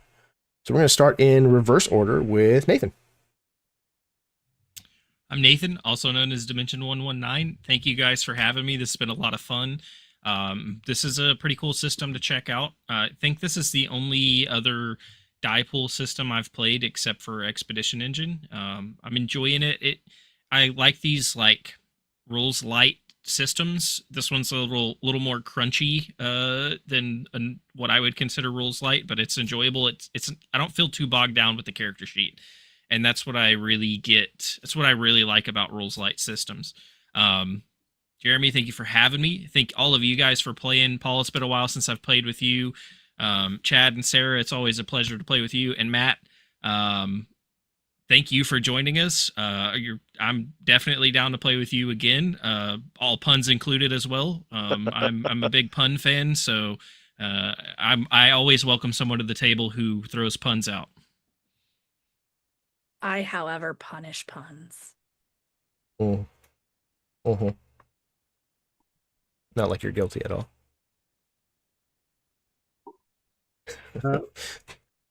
Yeah, man. Absolute blast. As always, Nathan, to have you around, man. Love having you in my games, brother.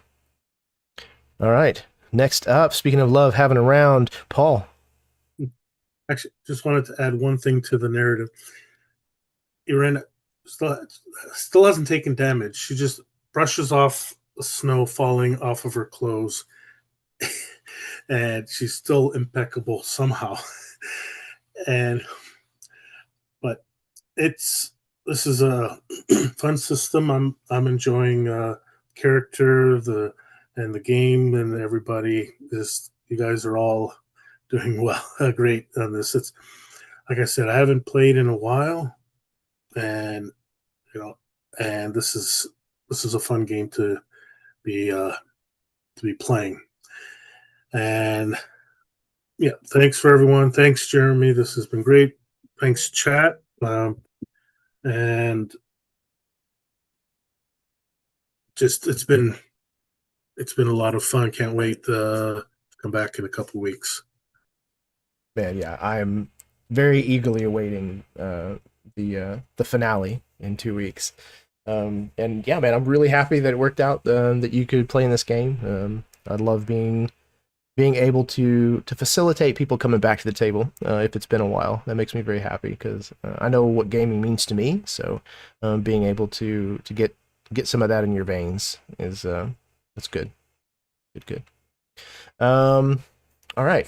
Speaking of some of that in your veins, next up is Chadley. Man, your segues to me recently, just so poignantly timed. Yeah, anywho. Yeah, Jeremy, you know what I'm gonna always say, buddy. Every time you call me to the table, I will always accept. What I will say to this is that I find, especially for these specials that you do, I don't think I've been in very many, but these are so fun, and I look forward to them every season. And it's just because you nail it on the head as to like the juxtaposition between like the fun and thematic elements, and then also like buying into the system. So you find a way to make both of those match so well. I thoroughly enjoyed this tonight. I really did. I want more blood in my veins. I do. I want more blood in my veins. I also have a giant hole in my chest right now, so that needs to be fixed by next session. Anywho, to everybody, thank you guys all for playing. This is amazing. I love every one of you. And Matt, it's the first time we've met, but I could tell already, like, the energy you bring to the table is the same sort of vibe that I feel like all of us bring. So I'm so thankful to have met you, and I will 100% buy into what Nathan was saying. If you want to position at a table or you want something like you want to play again, I'm down. Yeah, this was awesome. When do we do it again? Please remind me, because again, vampire dementia, I'm gonna forget. 2 weeks, brother. Hey, that's my job. 2 weeks, man. 2 weeks. Okay, 2 weeks from now. Yeah, sweet. Yeah. So we will be fresh on the heels of finishing our fiasco game. the night before. So Okay, perfect. yeah, Sweet. that'll be a nice little appetizer to lead straight into the finale of this game. Dude, thank you very much. Like, it's always a massive goal of mine to try to straddle the line between genre and whatever I'm mashing it up against. And I definitely wrestled a lot with combining vampires, Nazis, and Christmas together. So I'm really, really thrilled to hear that it seems like it's working, as at least as far as an aesthetic goes in y'all's mind. So, yeah, I appreciate that. All right, speaking of appreciation, next up is first time comer, Matt. Wowzers. I'm Matt, not an NPC on almost all social medias, or not an NPC underscore prime. If you find someone that looks different for me. Wow, this has been an incredible night, and I'm grateful to all of you for being so accepting and fun and willing to take an untested nerd into your group and your table, and the just the willingness to play and have fun has just been extremely refreshing. Jeremy, you say you wrestled with bringing all this together, but the effortlessness in which you have run this game would beg to call you a liar. So I just want you to know that I am in awe of your play, your DM style, how much you bring everyone out in the game. This is already, the setting in itself is inherently cooperative and very strongly narrative driven by the players, but you just take it to another level, and it was just something to see. It's one thing to see you do it in Evermore, and I love watching that game and love watching you guide everyone through, and you all tell an amazing story in an amazing setting. But to be on this side of the screen for it is just chef's kiss, my friend. This turned out to be magnitudes better than what I thought it could be, and it has just been it's, we're at the end of December. It's highlight of the year for me. Highlight of the year. This has been, thank you so much for everyone. Thank you so much for having me. This has been just a ton of fun, and I cannot wait to do it again in 2 weeks. And thank you very much, Matt. That's incredible, dude. Very, very touching. I've been wanting to get you into a game for a while, for a long while now. So I'm glad that we made this work, and that you said yes and came along for a two-parter, no less. So I get you twice. Yeah, man. I love the fact that that you have been with Evermore pretty much since the beginning. You've been watching it for a long time, and it's always nice to see you in the chat. And so I was thrilled that I got to actually see you in person. And like I said, throw some dice with you. So this was a good game for it. I'm glad that you're vibing with the system and the setting. Because yeah, like I said, I didn't know if this was going to work. I didn't know exactly what I wanted to do with it, and it got a little hairy. But I'm glad that what I ended up coming up with is something that is fun for people to play through.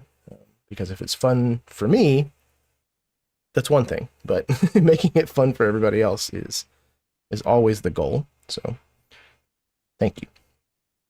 All right, speaking of always the goal, last but certainly not least, Sarah. That was a weird one. Thanks. Welcome to my head. I know, it's brains, they don't work. This was fantastic tonight. I had a freaking blast. I am honestly gonna bring this to some of my history teachers at work and be like, hey, we should play this. I think they would have a blast with it. I love playing with the people at this table. I love Chad and Nathan and Paul. And it was so great to meet you, Matt. I see you on various different streams and you seem so nice. So it was super cool to finally get to meet you. You are a fantastic player. And I really, really hope that I can get at a table with you again, even if I have to bring you to my own. I will definitely love it. This was fantastic. Y'all are amazing people, and I can never say that enough. And I always say I feel so lucky to be at Jeremy's table whenever he invites me, and that never changes. You are so good at showing all of this imagination and this creativity and bringing this to life. So when I'm sitting there listening, I can literally see everything in my head. And this is just fantastic. Y'all are amazing, and I can't say that enough. And this is fun, and I can't wait. I don't want to wait 2 weeks. It'll be hard, but it'll be good. It'll be worth it. I hope. Because yeah, when we come back, we get to kill Hitler. So, thank you, Sarah. Thank all of you very much for being. Again, I am incredibly fortunate that I have a large selection of people that I have come to know as friends, as acquaintances, as peers in the community, that I can put together a table that has a good chemistry with one another. Not just that they get the genre or they're in on the joke of, you know, something like this that is absurd on its face, but that the vibe is similar enough in everybody's play style that we're not tripping over each other whenever we're trying to do stuff, or trying to pull in different directions at the same time. Everybody kind of is able to get on board and plays well with one another as well as with the game itself.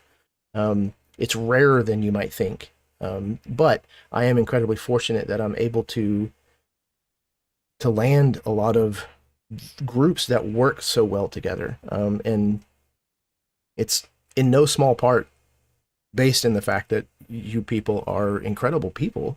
You're not only good players, but you're just good people in general. So it's easy to get along with people who are good people. So it's nice to be able to spend 4.5 hours sitting around and telling make-believe silly stories about vampires slaughtering Nazis, just as one example. So yeah, thank you for being those kinds of people and for being those kinds of players. You're utter joys to have at the table and to spend the time to run a game for. So yeah, my little cockles are all warm. Thank you. Don't look at me like that, Nathan. You warmed my cockles. It's your fault. You warm my critties. It's true. I love the fact that you wear that to almost every game. It's incredible. For everybody who watched out there in the audience, thank you very, very much for tuning into this game. I know it's probably not going to be everybody's cup of tea, but I mean, hey, that's what we do here. If you liked this game, then do all the stuff that the algorithm likes to see. Hit the like button, subscribe, share the link around, talk about it with your friends. Go out and buy Eat the Reich. Run it yourself. Slaughter zombies. Zombies, why do I keep doing it? Slaughter Nazis. Turn the Nazis into zombies and then slaughter them. Whatever. Yeah, it warms the cockles of my heart even further to know that there are people that find something of value here on this channel, whether it's entertainment or what not to do, or, you know, educational about a system that they might not have known. I get no small amount of joy from that. So thank you for tuning in. It'll be another session of this before the holidays, so I'm going to hold off on wishing everybody a Merry Christmas just yet, but, you know, holiday cheer, all that. And remember, it's a free action to be kind. It costs you absolutely nothing to be nice to people. And I genuinely believe, I really genuinely do, that that is how we change society. That's how we change the world, is through one interaction at a time and trying to be kinder in every interaction that we can. Most people deserve it because you don't know what kind of shit they might have going on in their life. So go out there and be nice. Don't let people take advantage of you, but be nice. Lead with kindness. Unless, of course, all of that with my kids. Hell yes. Hell yes. Unless they're Nazis or zombies or Nazi zombies. And then you should rip their throats out and drink their blood. Don't really do that. It's terrible. You should. Don't come to this channel for advice, boys and girls. We come to this channel to roll dice and tell funny stories and usually dick jokes. So, I think that's about it. I probably just need to pull the plug on this and let it run down the tube. So, until next time, may your dice roll high and your snacks always be within reach.